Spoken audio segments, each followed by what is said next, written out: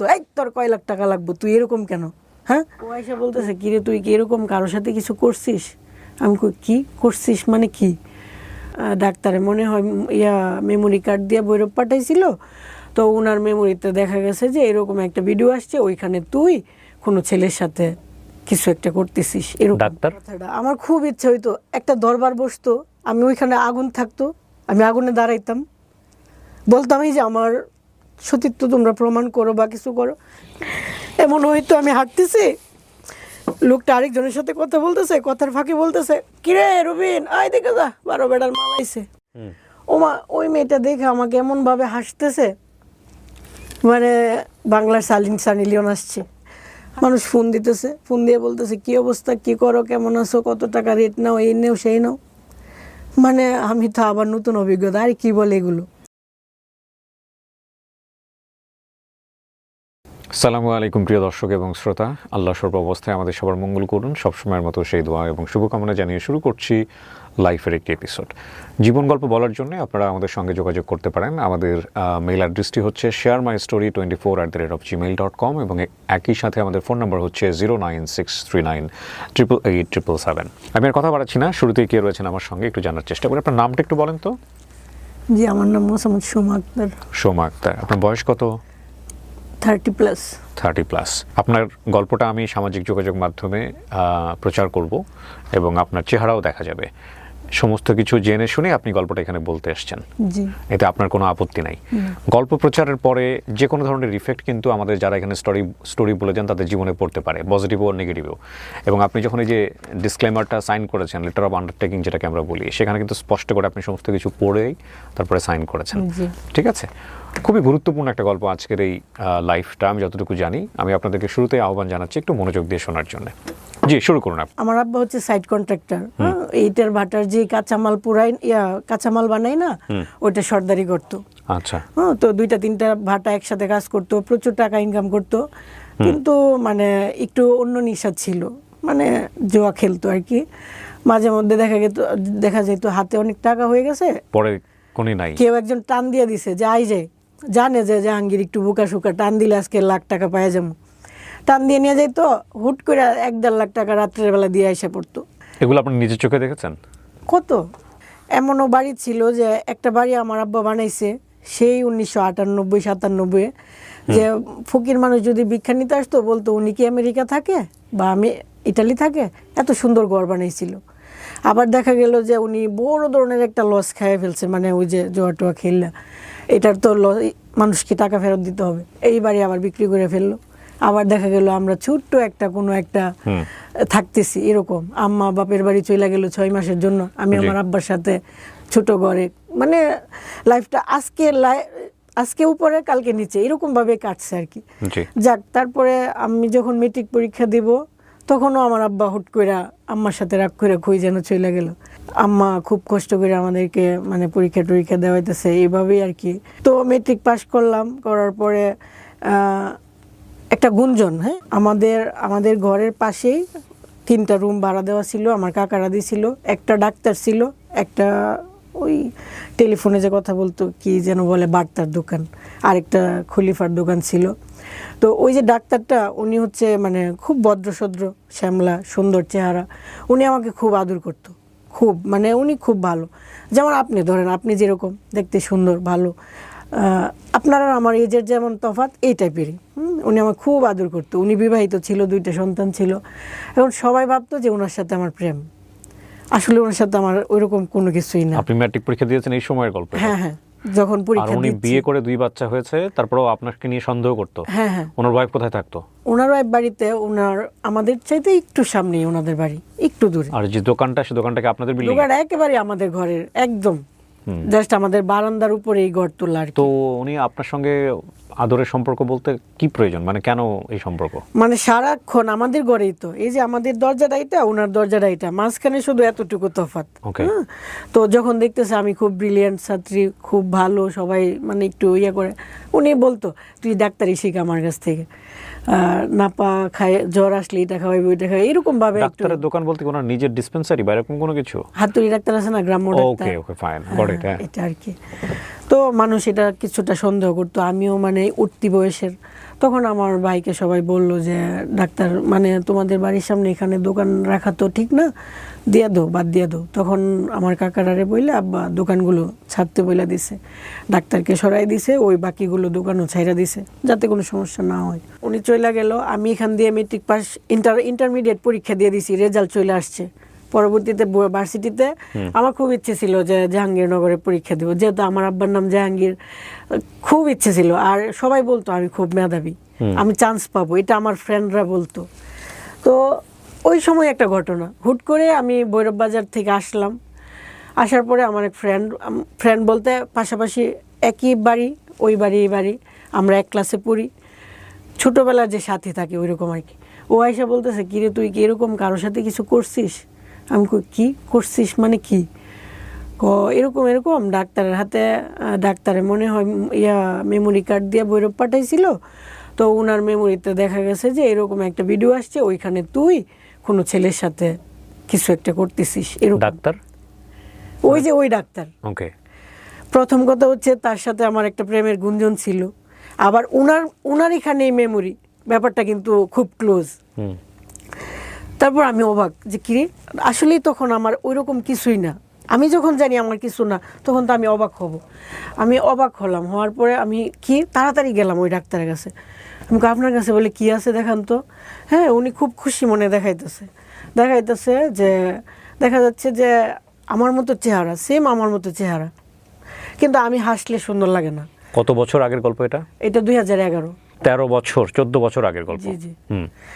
তো 14 বছর আগের ইন্টারনেট বা মেমোরি কার্ড সিস্টেমের জায়গাটা কেমন ছিল এটা কিন্তু আপনাদের একটু রিয়েলাইজ করতে হবে। এখন যেরকম কোনো একটা কিছু ভাইরাল হলে এটার যেরকম ফ্যাক্ট চেকিং একটা ব্যবস্থা থাকে, 11, 12, 13, 14 বছর আগে কিন্তু ওরকম ফ্যাক্ট চেকিং কোনো ব্যবস্থা ছিল না। ঠিক আছে, এটা একটু মাথায় রাখতে হবে। জি। তারপর ওনাকে জিজ্ঞেস করলাম, উনি ভাই করে দিল, এই যে দেখ, হ্যাঁ আমি দেখতেছি চেহারা আমার মতো, কিন্তু আমি হাসলে সুন্দর লাগে না। ওইখানে মেয়েটা হাসতেছে, খুব সুন্দর লাগতেছে, এমনকি ওর কানে একটা রিং টাইপের পরানো ছিল আর গলায় একটা নেকলেস টাইপের, চেন টাইপের আর কি। কিন্তু আমার লাইফে কখনো, এখন আমি মাঝে মধ্যে একটা সুন্দর দুল পরি, লিপস্টিক দিই, তখন একেবারেই না। আমি তো অবাক যে এরকম জুয়েলারি তো আমি কখনো পরি নাই। হ্যাঁ, এটা তো আমি তো বুঝতেছি, আমি অবাক হয়ে গেলাম। মানে ওইখানে এমন কোনো সিনও না যে শুয়ে গেছে বা এরকম কিছু না, জাস্ট মনে হচ্ছে মেয়েটা এই যে আমার সামনে ক্যামেরাটা দাঁড় করানো, আমি ক্যামেরায় দাঁড়ানো, আমার শরীরে কোনো কাপড় নেই, আমি এরকমভাবে আমার শরীরের উপরে হাত দিচ্ছি। ওকে। পেছন থেকে একটা ছেলে এসে জাস্ট আমাকে এভাবে ধরছে। ওই ছেলেটা কি ডাক্তার? না, ওই ছেলের কোনো মুখ নাই, কিছু নাই, জাস্ট মনে হচ্ছে একটা ছেলে পেছন থেকে আসতেছে। হ্যাঁ, তো 1 মিনিট 18 সেকেন্ড, এরপর আর কিছু নাই, এতটুকুই। কিন্তু আমি তো জানতেছি এরকম তো কখনোই কিছু না, মনে হচ্ছে একটা বাথরুম টাইপের ছোট্ট একটা রুম, এরকম কিছু একটা। তো ওই দিন মানে এত কাঁদছি যে বলার বাইরে, যে কি হয়েছে, এটা কি, আসলেই তো আমি এমন কিছু করি নাই। ধরেন আমি আপনার সাথে কিছু করলাম, আমি তো জানবো যে ওই রুমটা কেমন ছিল বা ওই দিন রাত বা দিন কি ছিল, আসলে তো এমন কিছুই হয় নাই, এটা কিভাবে সম্ভব? কিন্তু আমি দেখতেছি চেহারাটা আসলেই আমার মতো। হ্যাঁ, তারপরে আমি আসলাম, আইসা কান্নাকাটি করতেছি। আমার যে বেস্ট ফ্রেন্ড, হ্যাঁ, উনি আবার ওনার বাড়ির সামনে দিয়ে আসতেছি কান্না করে, উনি পেছন আসছে, কি হয়েছে তুই এমনি কান্দাছিস কেন? আমি আন্টি এমন হয়েছে। আমি তো আসলে এরকম, তুমি তো জানো, তুমি সব জানো, এরকম তো কখনোই না। আম্মা আসছে, আম্মারে বললাম, মানে আমি কান্নার জন্য বলতে পারতেছি না। পরে আমার আম্মা কি করছে, আমার আম্মা বুঝে নাই তৎক্ষণাৎ কি করবে, আমার আব্বারে বলছে। বলার পরে আমার আব্বা তো দা বুটি নিয়ে গেছে ডাক্তারের মায়েরা ফেলবো। তখন পুরো এলাকা হাসতেছিল কেন? ডাক্তার হাসতেছিল বলতে উনি বুঝাইতেছে, এই যে দেখ, এখন তো তুই হয়ে গেছিস। মানে ডাক্তার আপনাকে কষ্ট করতে চাইবে কেন? যে ডাক্তার এত আপনার সঙ্গে ভালো সম্পর্ক, সে আপনার না, আমি এখনো বলতেছি, যেহেতু এটা ভিডিও সবাই দেখবে, ডাক্তার কখনোই খারাপ লোক না, উনি খুবই ভালো, ভদ্র, হ্যাঁ, ইনোসেন্ট খুব। কিন্তু উনি চাচ্ছে কি, উনি বুঝাইতেছে যে যেহেতু ভিডিওটা হয়েছে তার মানে আমি এমন কিছু করছি আর আমি হয়ে গেছি, আমি ভালো না। উনি বুঝাইতেছে যে তোরে তো আর কেউ বিয়ে করবো না, আচ্ছা ঠিক আছে আমি তোরে বিয়ে করবো। মানে এটা কি, আপনার সঙ্গে যদি সম্পর্ক না থাকে, এখানে কয়েকটা বিষয় আছে, বিষয়গুলো যুক্তিতে আসতে হবে। হ্যাঁ, প্রথম কথা হচ্ছে, আপনার সঙ্গে যদি এরকম সম্পর্ক না থাকে, হুট করে তো উনি আপনাকে এরকম একটা ভিডিও দেখায় ব্ল্যাকমেইল করতে পারে না, যুক্তিতে আসতে হবে, নাম্বার 1। নাম্বার 2 হচ্ছে যে এই ভিডিওটা খবরটা ডাক্তার আপনাকে দেখায়নি, দেখায় খবরটা দিয়েছে অন্য আরেকজন, হ্যাঁ ওই মেয়ে। তাই না? ওই মেয়েটা জানলো কিভাবে? ওই মেয়েটা প্রথমে এসে আমাকে বলছে যে মেমোরিটা আমি দিছিলাম ভৈরবে। মেমোরিটা ওই মেয়ে দিছিল। হ্যাঁ, ওই মেয়েটা ভৈরবে কিভাবে মানে ওই যে ডাক্তার যে গাড়ি দিয়ে প্রতিনিয়ত আসা যাওয়া করে, ওষুধ মেডিসিন আনে, ওই ড্রাইভারের কাছে নাকি দিছে। ড্রাইভারের কাছে কেন দিবে ওনার মেমোরিটা? মানে দিছে মূলত ডাক্তার। কেন দিবে? মানে আমি আমার মেমোরি কার্ডটা আমার ড্রাইভারের কাছে কেন দিব? মানে যুক্তিতে আসি আর কি বিষয়টা। আমার তো ব্যক্তিগত একটা জিনিস মেমোরি কার্ড, আমি তো এটা আমার ড্রাইভারের কাছে দিতে পারি না। দেওয়ার কথা না, কিন্তু তাদের কথা ভাষ্যমতে এটা। ওই মেয়েটা জানলো কিভাবে? ওই মেয়েটার সাথে ডাক্তারের কি সম্পর্ক? আর এই মেয়েটার সাথে আপনার কি সম্পর্ক? যে মেয়েটা আপনাকে তথ্যটা দিয়েছে। ওই মেয়েটা আমার ক্লাসমেট, আমরা একসাথে পড়াশোনা করছি। ওকে, চাচতো বোন, জ্যাঠাতো বোন। ওকে, তো এই মেয়েটার কাছে ডাক্তারের ঘরের সামনেই ওই মেয়ের ঘর। ডাক্তার যেখানে আবার নতুন ঘর নিছে, ওর সামনের বিল্ডিংটাই ওদের বিল্ডিং। তো ওই মেয়েটা জানলো কিভাবে এরকম একটা ব্যক্তিগত ভিডিওর কথা? হয়তোবা ডাক্তার জানাইছে কি গো ইমন দেখলাম তোর বান্ধবীরে কই গিয়া, এরকমও হইতে পারে আমার যেটা ধারণা। আপনি ওকে জিজ্ঞেস করবেন না এত বড় একটা তথ্য, এত বড় তুমি জানলে কিভাবে? হ্যাঁ, ও তো এটাই বলছে। ও আমারে প্রথম বলছে যে ও মোবাইলটা পাঠাইছে, যে কিন্তু আমি যখন আমার বাইরে বললাম, আমার ভাই বলতেছে যে একটা অবিবাহিত মেয়ে। হ্যাঁ, আপনি ভাইয়ের প্রসঙ্গে পরে আসেন, আপনার বাবা দা নিয়ে মারতে গেছে, ওই জায়গাটা থেকে আমি যাব। কিন্তু একটা জিনিস হচ্ছে কি, গল্পের কিছু গাঁথনি থাকে। হ্যাঁ, গল্পের গাঁথনির জায়গাতে আপনি যদি উপযুক্ত উত্তর দিতে না পারেন, আপনি যে কারণে এসেছেন, আপনি সেই জায়গাতে সমালোচিত হবেন। এবং সেটা কিন্তু আপনি জেনে শুনে, আমার কাজ প্রশ্ন করা, এবং সেই প্রশ্নের কোয়ারিটা জনগণের জায়গা থেকে যেভাবে আসবে সেভাবেই করা। এখন আপনি বলতে চাচ্ছেন যে এইসব ঘটনার মধ্যে আপনি জড়িত ছিলেন না, তাই তো? পুরো ঘটনাটা আপনি যেভাবে বলছেন সেটাই সত্য। এখন কথা হলো যে যুক্তি থাকতে হবে তো। এত বড় একটা ঘটনা ঘটে যাচ্ছে, চাচাতো ভাই বোন যদি এসে আমাকে বলে যে তোর এরকম একটা জিনিস দেখলাম, তাহলে প্রথম কোয়ারি হবে যে তুই কই দেখছিস, কার কাছ থেকে পেলি? আপনি করছিলেন এই প্রশ্নটা? হ্যাঁ, বলছি। সে কি বলছে? সে বলছে যে আমি পাঠাইছিলাম, তো এখন মেমোরিটা ডাক্তারের কাছে আছে। আমি পাঠাইছিলাম বলতে? ও নাকি মেমোরি দিছে গান টান উঠায় দেওয়ার জন্য। আগে তো মেমোরি পাঠাইতো মানুষ গান বইরা দেওয়ার জন্য, ছবি বইরা দেওয়ার জন্য। ডাক্তার? না, আমার ওই যে বান্ধবী। হ্যাঁ, বান্ধবী মেমোরি দিয়েছে গান ভরে দেওয়ার জন্য। তারপরে দেখেছে ওইখানে এটা ঢুকে গেছে এরকম ভাবে। এইখানে ডাক্তার একটা ভিডিওটা দিয়ে দিয়েছে। কে দিয়েছে সেই ভিডিও? মানে ওই যে দোকান থেকে ভিডিও দিয়ে দিয়েছে। দোকানে গিয়ে আপনারা জিজ্ঞেস করবেন না যে তুমি ভিডিওটা আরেকজনকে দিলা কেন? এটা মানে একদম মানে অযৌক্তিক বিষয় হয়ে যায় না? যাই হোক, আপনাকে বলছে, তারপরে আপনি ডাক্তারের কাছে দৌড়ে গেলেন কেন? হ্যাঁ, যেহেতু মেমোরিটা ডাক্তারের কাছে আছে, সে বলছে মেমোরিটা ডাক্তারের কাছে, তাই ডাক্তার। আমি বুঝতেছি না আপনার, সরি, আমাকে প্রশ্নটা করতেই হচ্ছে সুমা। মেমোরি কার্ডটা কার? মেমোরি কার্ডটা মূলত ডাক্তারের। মেমোরি কার্ডটা ডাক্তারের। আপনার কাজিন জানলো কিভাবে যে এই ভিডিওটা এখানে আছে? সে বলতেছে ডাক্তার ওরে ডাইকে না দেখাইছে যে দেখ এরকম। ডাক্তার তাকে ডেকে এসে দেখাইছে এই ভিডিওটা? জি, পরেও আমার কাছে আসছে। আচ্ছা, তো ডাক্তার যদি এই ভিডিওটা তাকে দেখায়, ডাক্তার কেন দেখাইছে? ডাক্তার দেখাইছে যে আমি কলঙ্কিত হব, সবাই জানবে। তো আপনি প্রথমে বললেন যে ডাক্তার তো আপনার সাথে খুবই ভালো সম্পর্ক, ডাক্তার আপনাকে আদর যত্ন করে, স্নেহের চোখে দেখে, তো চোখটা তো এরকম না, তাহলে এখন কেন এরকম করতেছে? এখন এরকম করতেছে মানে আমি তো ডাক্তারকে দুষতেছি না, যে উনি যেহেতু ভালো আমি ওনাকে খারাপ কেন বলবো? হ্যাঁ, এটা তো ভালো কাজ। কিন্তু উনি এমনও হয়েছে যে উনি আমাকে মেট্রিক পরীক্ষার আগে বা পরে, হ্যাঁ, উনি আমাকে ওনার বোনের কাছে পাঠাইছিল। হ্যাঁ, ওনার বোন আসছিল আমাকে বিয়ের প্রস্তাব দেওয়ার জন্য। তো আপনাকে তো আপনি বলেন না কেন শুরুতে? বিয়ে পর্যন্ত চলে গেছে উনি, বিবাহিত মানুষ আপনাকে বিয়ে করতে চাচ্ছে, তাহলে লোকজন আসে। মানে আমার আব্বা গরিব, আমরা গরিব। হ্যাঁ, উনি দুইটা বউ পালতে চাইতেছে, ওনার বউ টাউন থেকে আসছে, ওনাকে তেমন একটা মূল্যায়ন করতেছে না, উনি এটা বুঝায়া উনি আমাকে বিয়ের প্রস্তাব দিছিল। মানে আমার ওই ডাক্তারের বোন। পরে আমি হাসতে হাসতে চলে আসছি। মানে গল্পটা এরকম যে ডাক্তার আপনাকে পছন্দ করতো, যেটা আপনি প্রথম পর্যায়ে গোপন করে গেছেন বা বলেন না? না, ওই রকম পছন্দ না, হয়তোবা উনি চাইছে যে গরিবের মেয়েটা ভালো, দেখি যদি প্রস্তাব দিয়ে দেখি যদি বিয়ে করা যায়, এরকম হয়তো। ঠিক আছে, হ্যাঁ, গল্পের গাঁথনিটা এরকম, যেটা আমাকে অনেক করে বের করতে হয়েছে। ওকে, ফাইন। তারপরে কি হলো? আপনার বাবা এটা জানার পরে দা নিয়ে গেছে? হ্যাঁ, পরে সবাই মিললে মানে ডাক্তারকে বাঁচাইছে যাতে কোনো কিছু না হয়, কিন্তু বেশিরভাগ মানুষ আমাদের বিপক্ষে। হ্যাঁ, দেখা গেছে যে এলাকার মানুষই ওই ভিডিওটা ওপেন করে লোককে দেখাইতেছে, এই যে দেখো জাহাঙ্গীরের মেয়ে কি করছে। এখন আমার কথা হচ্ছে, আমি তো তাদের এলাকার মেয়ে, আমি একটা কিছু খারাপ করলেও তো তারা এইভাবে দেখাইতে পারে না, কিন্তু তারাই মানে আমাকে উল্টা আরো খারাপ বানাইতেছে বা আমার বিপক্ষে যাচ্ছে, এরকম আর কি। তারপর এটা নিয়ে মানে আমার পক্ষে যে একটা দরবার বসবে, এলাকায় একটা সালিশ বসার কথা না, ওইরকম কেউ তেমন আগাইতেছে না। যাও একজন আসছে, একজন জ্যাঠা এসে আমার জিজ্ঞাসা, ভালো করে কর, সত্যি করে কর, তুই কিছু করছিস কিনা? মানে আমি তখন এরকম ডিপ্রেশনে পড়ে গেছি, আমার আর মানে নিজের এক্সপ্লেন করতে ইচ্ছা হইতেছে না। আমি বলতেছি যারা আমি এরকম কিছু করি নাই, আমার আর প্রশ্ন করেন না। একবারই বলছি আমি না তো না, বারবার জিজ্ঞেস করলে আমার এক কথা আর কোনো কিছু বের হবে না। পরে উনি চলে গেল, উনি আমার আম্মারে বললো কি এখন একটাই কথা যে তোমার মেয়ে তো বলতেছে এরকম কিছু করে নাই, আর ডাক্তারও আমরা কি কইতে পারি, এখন এক কাজ করা যায়, যদি দরবার করতে চাও তাহলে ডাক্তারের কাছে বিয়ে দিয়ে দিতে হইব। এখন তুমি কি বিয়ে দিতে চাও? তোমার আম্মা কইল না আমার মেয়ে আমি কোনোদিনই ওনার কাছে বিয়ে দিব না। তাইলে আর দরবার করো না, তাইলে চুপ থাকো। এরকমভাবে গ্রামের মানুষ, সরল সোজা মানুষ বুঝে নিত, এইভাবে ব্যাপারটা ধামাচাপা দিয়ে দিল। আর অন্যান্য মানুষ সবাই ভাববা নিল যেহেতু ডাক্তারের সাথে আমার প্রেমের গুঞ্জন, অতএব ওনার সাথে আমি কিছু একটা করছি আর এটা লিক হয়ে গেছে। ব্যাপারটা গ্রামের মানুষেরও দোষ নাই, তারা সহজভাবে ইজিলি এটা মাইনে নিছে। তো আমার কাছে কেউ কখনো আসে নাই যে আসলে তুমি এটা করছো, আর আমি কাউকে বলবো যে আসলে আমি এমন করি নাই। সবাই দেখতাম যে আমাকে মানে ঘৃণা করতে লাগলো। আপনি তখন ইন্টারমিডিয়েট পাস করে ফেলছি। কিসে পড়েন তখন আপনি? ইন্টারমিডিয়েট পাশের পরে মাস ওই যে একটা গ্যাপ থাকে না, হ্যাঁ, পরীক্ষা দিয়ে গ্যাপ, মানে রেজাল্ট বের হয়নি। তখন আমি আর পরীক্ষাটা দেই নাই, ভার্সিটি পরীক্ষা দেই নাই, রাগ করে যে আমি আর পড়াশোনা করে কি হবে, বা এমন একটা ভেতরে আসছে আর কি যে আমার লাইফটাই তো শেষ, আর পড়াশোনা করি নাই। পরে সবাই যখন এমনি এমনি বলবে বা আমার মন খারাপ হবে, তখন সবাই বললো যে আচ্ছা তো কয়েকদিন নানি বাড়িতে থাকো।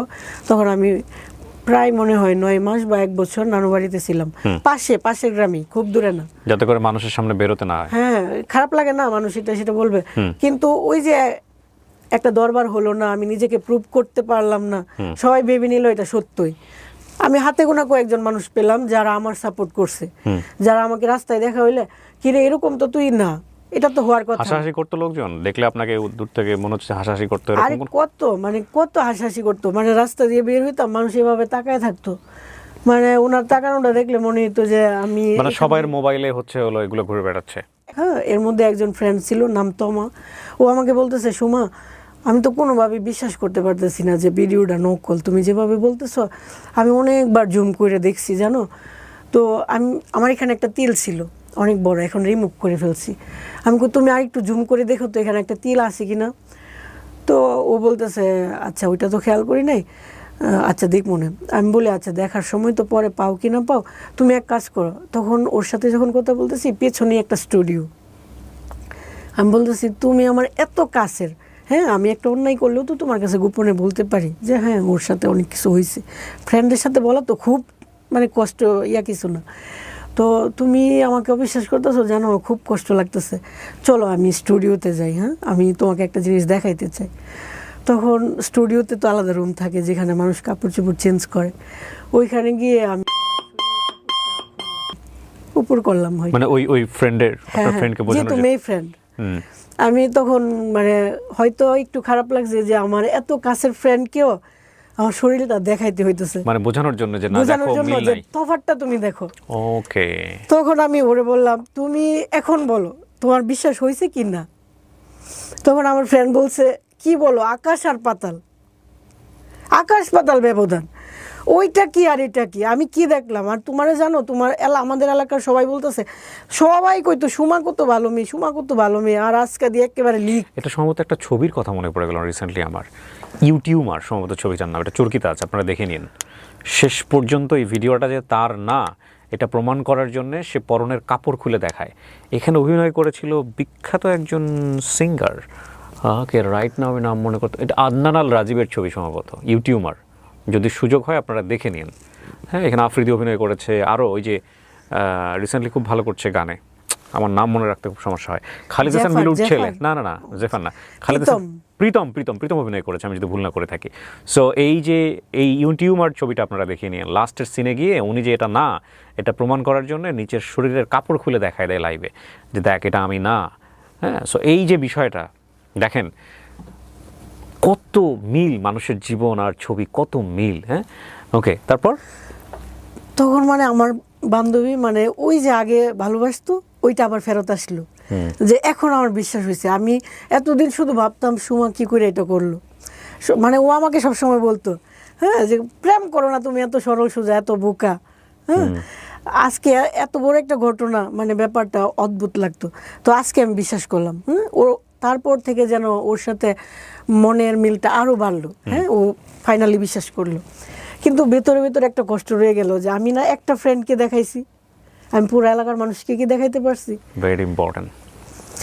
ভেতরে রয়ে গেল কথাটা। আমার খুব ইচ্ছে হইতো একটা দরবার বসতো, আমি ওইখানে আগুন থাকতো, আমি আগুনে দাঁড়াইতাম, বলতাম এই যে আমার সতীত্ব তোমরা প্রমাণ করো বা কিছু করো, কিন্তু আমার পাশে কেউ দাঁড়ায় নাই।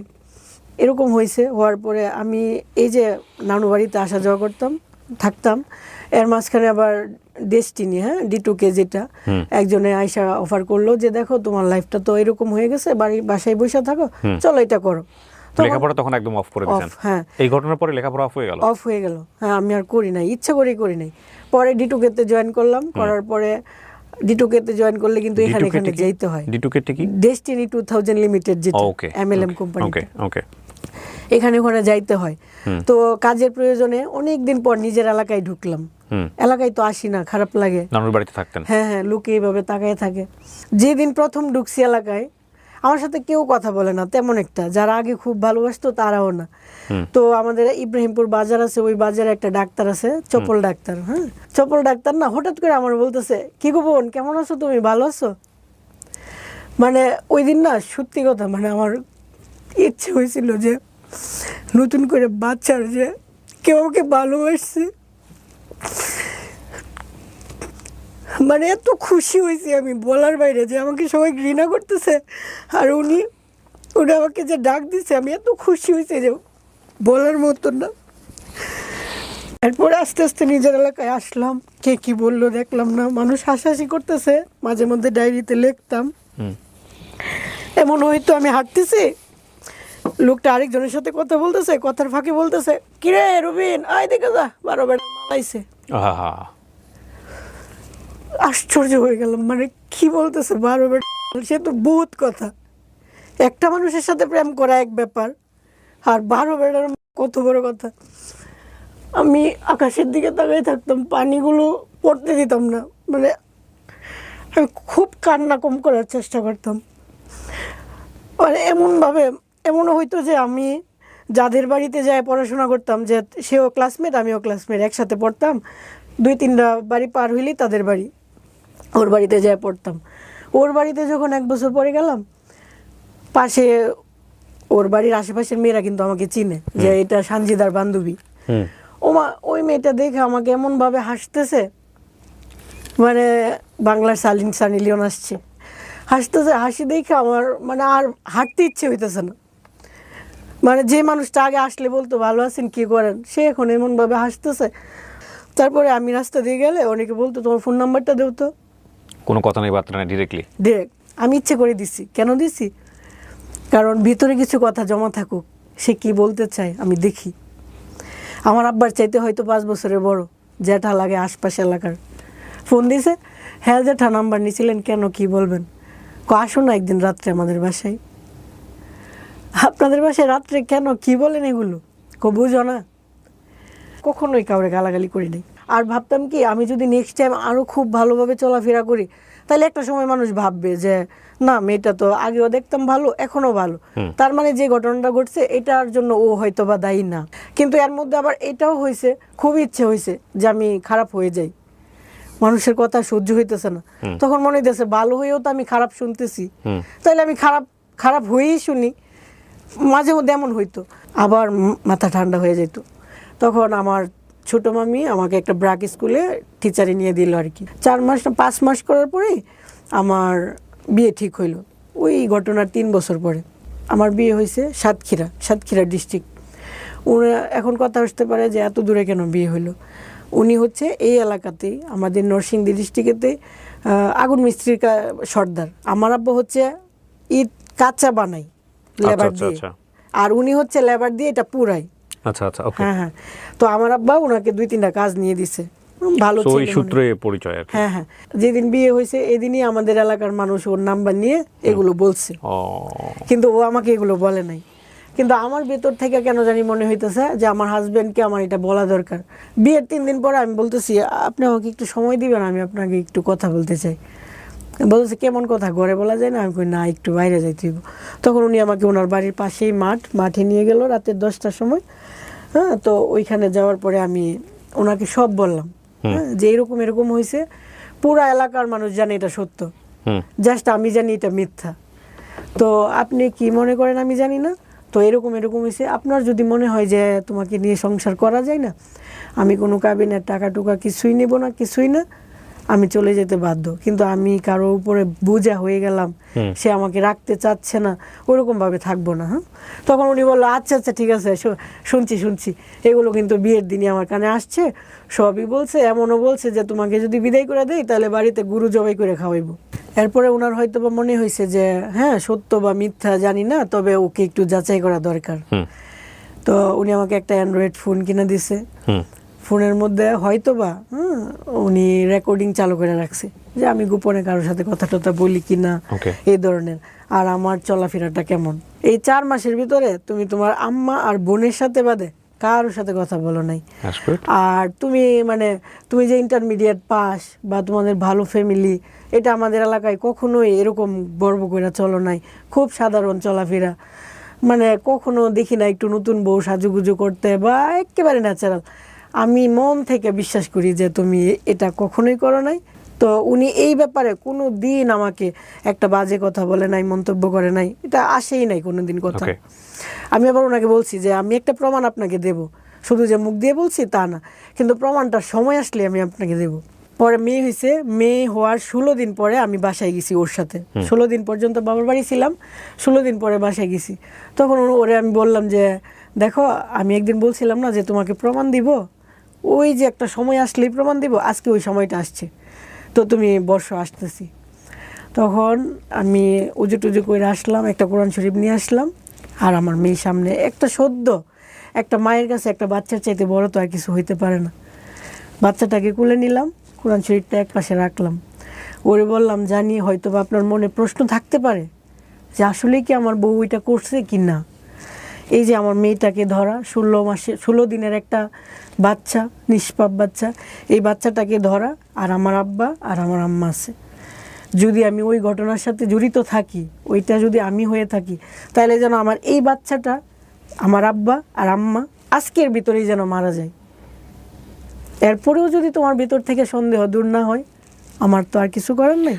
ঘটনার পরিক্রমায় এটা ওনার লাইফের ঘটনা, এবং উনি আসলে কি বোঝাতে চেয়েছেন সেটার জন্য উনি এটা বললেন, এবং আমরা এটা তুলে ধরছি। বাট এটা অনেকেই করেন, গ্রাম অঞ্চলে এটা প্রচলিত আছে। আমার এই গল্পগুলো আপামর জনসাধারণ যেহেতু শোনেন, সেই জায়গা থেকে আমি একটু সতর্ক করছি, এই ধরনের কসম কাটা একেবারেই নিয়ম নাই, এবং এটা এক ধরনের অপরাধ ধর্মীয়ভাবে, এবং এটাতে কিন্তু গুনাহ হয়। সো এটা করা যাবে না। কসম শুধু কাটতে হবে আল্লাহর নামে, এছাড়া কারো নামেই বা কোনো বস্তুর নামে, ইভেন কোরআন শরীফ ধরেও কসম কাটার কোনো নিয়ম নাই। জি বলেন। ঠিক আছে, আমরা একসাথে থাকতেছি, সংসার করতেছি ভালো, হঠাৎ করে দেখি ও কিসের যেন ট্যাবলেট খাই। হঠাৎ করে দেখলেন? হ্যাঁ। আচ্ছা। এতদিন কোনো কিছু ছিল না, হঠাৎ করে ট্যাবলেট খাচ্ছে। হ্যাঁ, তোমার কি হয়েছে, আপনার কি হয়েছে? তখন উনি বলতেছে যে আমার কিছু একটা হয়েছে, বড় একটা কিছু হয়েছে। আমি ভাবতাম এটা ইয়ার্কি মারতেছে। আচ্ছা, পরবর্তীতে একদিন যখন ছোট বাচ্চা রুমে রাখা, তো আমি একা একা বের হতে পারি না। ও ভাবছে আমি বের হব না, বাহিরে বৃষ্টি আসবে, সেজন্য আমার বাইরে থেকে কাপড় নেওয়ার জন্য বাইরে বের হইতেছে। আর ওই সময় ও বাথরুমে গোসল করতেছে, দরজাটা লাগাই নাই। আমি যাই দেখি যে ওর এই হাতে ঠিক এই জায়গাটাই মাংস নাই, এতটুকু গর্ত হয়ে গেছে, লাল। আমি তো অবাক, এটার জন্য আপনি মেডিসিন খাইতেছেন? আপনি তো আমারে বলেন নাই। পরে বলতেছে আজকে যেহেতু দেখেই ফেলছো, তো দেখো, হাত বের করে দেখাইতেছে, ঠিক এতটুকু গর্ত হয়ে গেছে, ভিতর থেকে মাংস চলে আসতেছে। ওর হাতটা পুরা ছিল, ছোটোবেলায় পুড়ে গেছিল। তো ওই পুরা মাংসের উপরে এভাবে চুলকানি দিতে যায়, ওই চুলকানোর জায়গাটা এরকম হয়ে যাইতেছে, ভিতর থেকে মাংস পুচে বাইরেতেছে। কিন্তু ও আমাকে দেখায় নাই, যেহেতু আমি নতুন বউ, আমি যদি চলে যাই। তারপর ওরে প্রতিদিন বলতাম যে চিকিৎসা করেন, ভালো ডাক্তার দেখান। ও হচ্ছে ওর আব্বা আম্মার কথা শুনতো, আর ওর আব্বা আম্মা হচ্ছে গ্রাম্য মানুষ, তো ডাক্তার বিশ্বাস করতো না, বা ডাক্তারের কাছে যায় টাকা পয়সা দেওয়া, এগুলো বিশ্বাস, শুধু তেল পড়া, কালি পড়া, এই পড়া সেই পড়া। নরসিংদী থেকে সাতক্ষীরায় যাইতো, ডিরেক্ট গাড়ি, মামুন গাড়ি দিয়ে যাইতো, আসা যাওয়া 2200 টাকা, শুধু গাড়ির ভাড়াই 2200। ওইখান থেকে নামার পরে যে আরও সিএনজি ভাড়া টাড়া, এগুলো মিলায় 2500 টাকার উপরে তার গাড়ি ভাড়া। ওইটা খরচ করে সে একটা কালি পরা আনতে যাইতো, একটা ডাবের পানি পরা আনতে যাইতো, আইনা এখানে লাগাইতো। তো আমি প্রতিদিন বলতাম আরে কী অবস্থা, আপনি বুঝেন না, মানুষ এলাকা থেকে ঢাকায় এসে চিকিৎসা করার জন্য, আর আপনি ঢাকাটাকে ওভারকাম করে আবার সাতক্ষীরা যেতেছেন, মানে আপনি তো অবাক, আপনি তো নিজের লাইফটা নষ্ট করে ফেলতেছেন। কিন্তু ও একবার বুঝে আবার বুঝে না, মানে ওর আম্মা যা বলে আব্বা যা বলে তাই। তো এই করতে করতে এই যে এতটুকু থেকে ঘাটা আস্তে আস্তে আস্তে আস্তে এত বড় হয়ে যাচ্ছে, হাত পৌঁছে যেতেছে, ঘুম থেকে উঠেই দেখি 1 ইঞ্চি বেড়ে যেতেছে চারপাশ দিয়ে, পরের দিন আরো 1 ইঞ্চি এরকম। কিন্তু ওরে কোনোভাবে বুঝাইতে পারি না, যাক অনেক কিছু বুঝে ডাক্তারের কাছে নিলাম।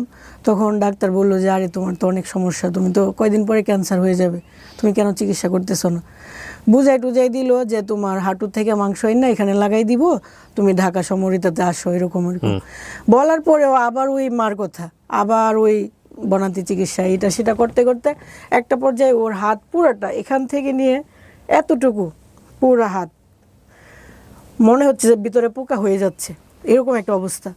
যখন একেবারে ও ক্যান্সারের পর্যায়ে চলে আসছে, এমন জ্বর আসছে যে ডাক্তার আনার পরে ডাক্তার বলতেছে আরে কি বলেন, এই রুগী আমরা ধরবো, তাড়াতাড়ি ঢাকা নিয়ে যান। পরে অ্যাম্বুলেন্স নিয়ে ভোরবেলা ঢাকা গেলাম মহাখালী ক্যান্সার হাসপাতালে। পরে ডাক্তার দেখে বলতেছে আর এটা তো অলরেডি ক্যান্সার হয়ে গেছে, আমরা টেস্ট না করেও বলতে পারি। এরকম একটা রুগী নিয়ে আসছো কেন, তুমি তো শিক্ষিত মনে হচ্ছে, তোমাকে দেখে চালাক মনে হচ্ছে। তো আমি বললাম যে এরকম এরকম, আমার কথা আসলে কোনো কিছু শুনে না। যাক পরে ওনারা ট্রিটমেন্ট করলো, মানে ভর্তির জন্য ওনারা অনেক করলো যে এরকম একটা রুগী ওয়েট করানো যাবে না, তোমাকে যেভাবে হোক আমি একটা সিটের ব্যবস্থা করে দিচ্ছি। ওই ডাক্তারের বাড়ি আবার নরসিংদী ডিস্ট্রিক্ট, সেজন্য উনি আমার প্রতি আরেকটু হয়তো বা সদয় হয়েছে। তো খুব তাড়াতাড়ি সিট পেয়ে গেছি।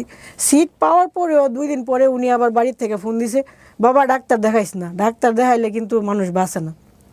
আবার উনি আমার বলতেছে অ্যাম্বুলেন্স ভাড়া করো, আমি বাড়ি চলে যাবো। পুরা হাতের মাংসগুলো কেটে ফেলে এখান থেকে চামড়াই না এখানে লাগাইছে, শুধু হাড্ডিটা ছিল। তারপরে বললো তাড়াতাড়ি মাছ মাংস খাওয়ানোর জন্য, অনেক খাওয়ানোর পরে এখানে সুন্দর হয়ে গেছে হাড়টা।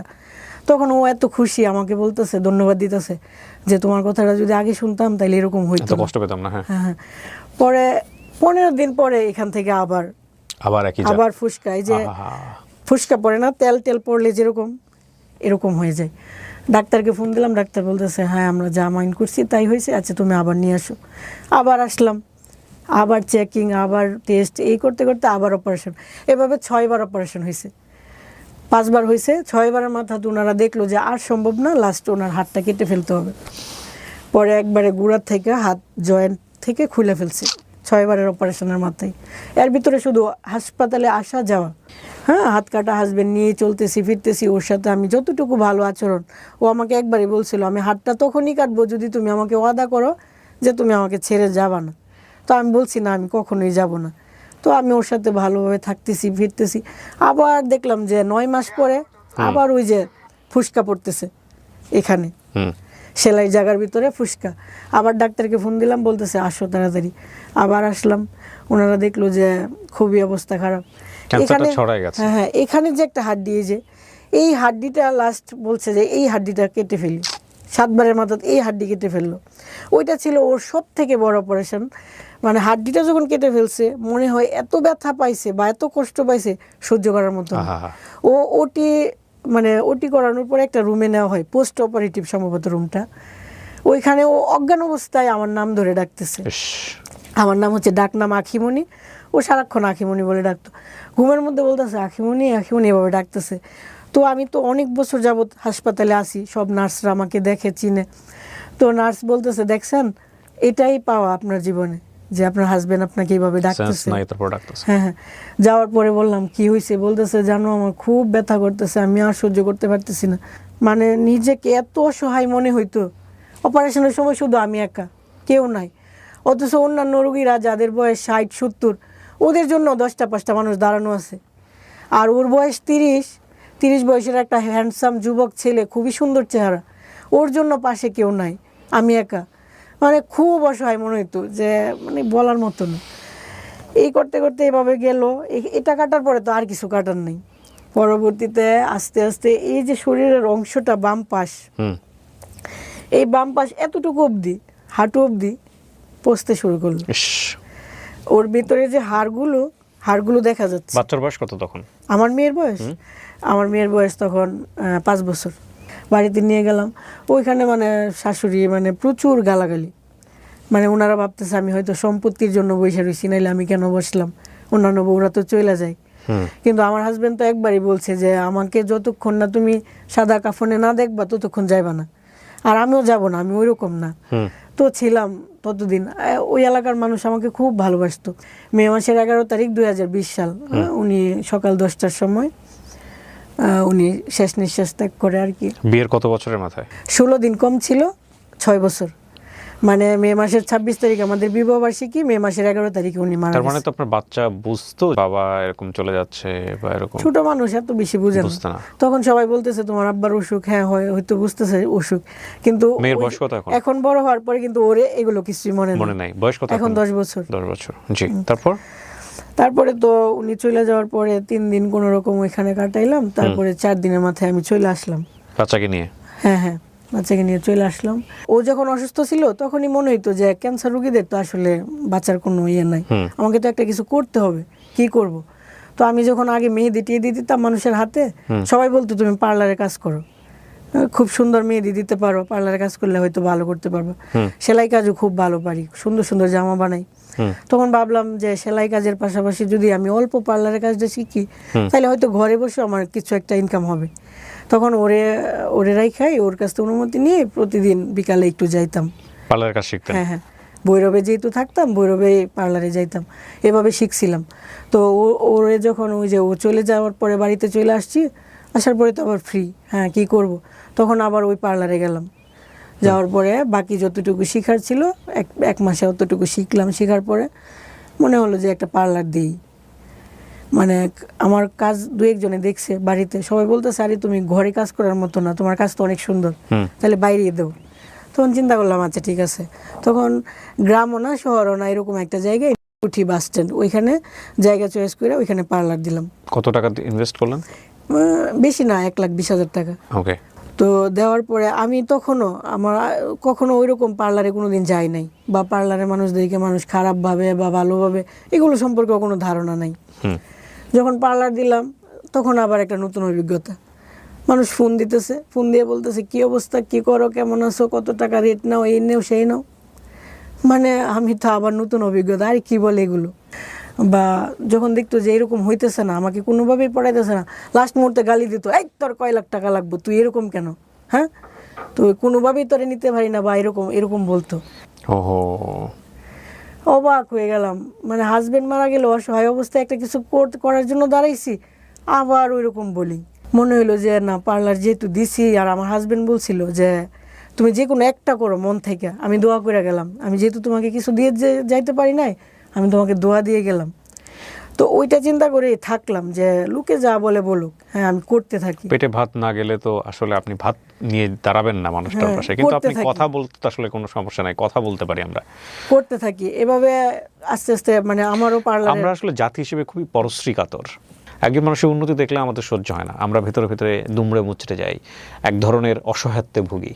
হ্যাঁ, মানে সে উন্নতি করে ফেলতেছে, এটা আমাদেরকে প্রচণ্ড মনোকষ্ট দেয়। ঠিক আছে, আবার কারো অবনতি দেখলে উল্টা ফিলিংস হয় যে ঠিক আছে, একদম ভিতরে ভিতরে একদম অন্য রকমের একটা কি বলা যেতে পারে পার্শ্ববীয় আনন্দ হয়। সো এই যে দেখেন, আমাদের ফেসবুকের দিকে তাকাবেন, যে কমেন্টস করার জন্যে, মানে যে কোনো ভিডিওর নিচে কমেন্টস করার জন্যে, জ্ঞান দেবার জন্য, মানে এই দেশের খালি জ্ঞানী আর গুণীর জন্ম। মানে দেখলে মনে হয় যে ফেসবুকের ভিডিওর নিচে, যখন একটা ভিডিওর নিচে কমেন্টসগুলো দেখলে মনে হয় এই যে দেশে শুধু জ্ঞানী আর গুণী, কোনো সাধারণ মানুষ নাই। কিন্তু আনফর্চুনেটলি এদের প্রত্যেকেরই জীবন, ইনক্লুডিং মি, আমি সবাইকে বলছি, কাউকে মানে করব, প্রত্যেকের জীবনেই দেখা গেল যে বিষয়ে জ্ঞান দিচ্ছে তার চাইতেও বড় বড় ফল্ট আছে, ফ্যাক্টটাকে রিয়েলাইজ করাটা জরুরি। দেখুন, যে মানুষটা রুটি রুজির সন্ধান করছে, ওই মানুষটা কোন পরিস্থিতিতে পড়ে এই কাজটা করছে সেটা যদি আপনি না জেনে তাকে যদি বিরূপ মন্তব্য করেন, বাজে কথা বলেন, সেটা অত্যন্ত দুঃখজনক, খুবই দুঃখজনক। শুধরে দেওয়ার প্রয়োজন আছে, শুধরে সমাজ দেবে, শুধরে আমরা সবাই দিব, কিন্তু শুধরানোর বিষয়টা যেন এমন না হয় যে বলে না যে পরিষ্কার করার জন্য এমন সাবান ব্যবহার করলেন যে দেখা গেল স্কিনে পচন ধরে গেছে, এটা এরকম হলে তো বিপদ। তো শুধরে দিব, কিন্তু এমন হবে না যে শুধরে দিতে গিয়ে আপনি সম্ভাবনাটাকেই মেরে ফেললেন, এটা করেন না, যেটা আমরা করি। বিশেষ করে আমাদের সমাজের নারীরা অনেক বেশি ভিকটিম হয় এই জায়গাগুলোতে, খুব বেশি ভিকটিম হয়। জি, পরবর্তীতে 4 বছর গেল, পার্লারের বয়স 4 বছর গেল। ইনশাল্লাহ গ্রাম এলাকায় আমার এত সুনাম আমার পার্লারের, তো খুব ভালো আছি, ভালোভাবে চলতেছি। হঠাৎ করেই মানে একটা ছেলে আমার পার্লারে আসলো, মানে আমার কারেন্ট নষ্ট হয়ে গেছিল, ও আসছিল কারেন্ট ঠিক করতে। চিন্তা আগে থেকে ওনাকে? হ্যাঁ, আগে থেকে বলতে কথা হয় নাই, বাট আমাদের দোকানের সামনের দোকানেই একটা দোকানে উনি কর্মচারী, ডেকোরেশনের দোকানের। জি।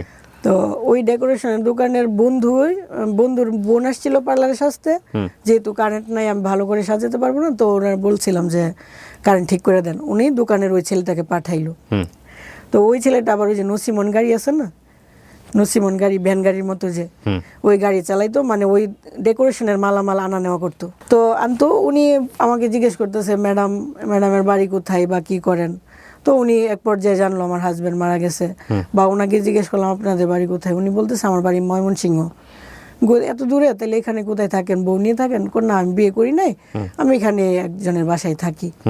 পরবর্তীতে কারেন্ট ঠিক হয় নাই, উনি আবার 15 দিন পরে ওনার সাথে দেখা হয়েছে। আমি কারেন্ট তো ঠিক হয় নাই, বলছে আচ্ছা ঠিক আছে, আমি আরেকদিন ঠিক করে দেবো। ঠিক করে দেবো। পরবর্তীতে উনি আসছে, কিন্তু আমি নাই। পরে আমার স্টাফের কাছ থেকে ফোন নিয়ে বলতেছে ম্যাডাম আমি তো কারেন্ট ঠিক করতে আসছিলাম, আপনি কোথায়? আমি বললাম আমি তো আখাউড়া চলে আসছি, তো আপনি কালকে আসেন। উনি পরের দিন আসলো কারেন্ট ঠিক করতে। এই কথায় উনি বললো আর কি যে উনি বিয়ে করে নাই, গরিব মানুষ, টাকা পয়সার জন্য বিদেশ যেতে পারতেছে না। ওই ছেলেটাকে আপনার চেয়ে বয়সে ছোট ছিল নাকি একই বয়সী? প্রায় সেম, তবে 2 বছরের বড়। 2 বছরের বড়। যেহেতু আমি মহিলা মনে হচ্ছে, মেয়েরা কিন্তু খুব তাড়াতাড়ি অন্যরকম হয়ে যায়, এরকম আর কি। তো উনি বুঝাইতেছে যে উনি বিয়ে করে নাই। এক পর্যায়ে উনি আমাকে জিজ্ঞেস করলো আপনি বিয়ে করবেন না? আমি বললাম যে না, এই বয়সে আর বিয়ে টিয়ে কি। না, মন খুলে বলেন, বের করে দিতে পারি। তখন আমরা আমার স্টাফ ছিল, আর কি মেয়েরা বলতেছে হ্যাঁ বের করেন না, ভালো জামাই পাইলে আপুরে বিয়ে দিব না কেন। আর উনি বলতেছে ওনার জন্য বউ দেখতে। তো আমার কাছে কেউ কিছু বললে আমি করি কি, আমি না করি না, আমি বলি আচ্ছা ঠিক আছে দেখ মনে। পরবর্তীতে উনি রাত্রেবেলা আমাকে ফোন দিয়েছে যে আমার জন্য বউ দেখছে। আমি আরে কি বলেন, আজকে বলছেন, আজকে কি বউ দেখা সম্ভব? আচ্ছা আমার পার্লারে যদি এরকম মেয়ে আসে আমি জানাবো আপনাকে। উনি হুট করে এর ভিতরে বলতেছে আমি না অনেক কিছু ভাইবা চিন্তা দেখলাম, আপনার তো আগে অনেক ভালো জায়গায় বিয়ে হয়েছিল, তো এখন যেহেতু একটা মেয়ে আছে বা একটু বয়স বাইরে গেছে, এখন তো হুট করে আর ভালো জায়গা হয় না, হয়তো একটু প্রবলেম মাইনা নিতে হবে।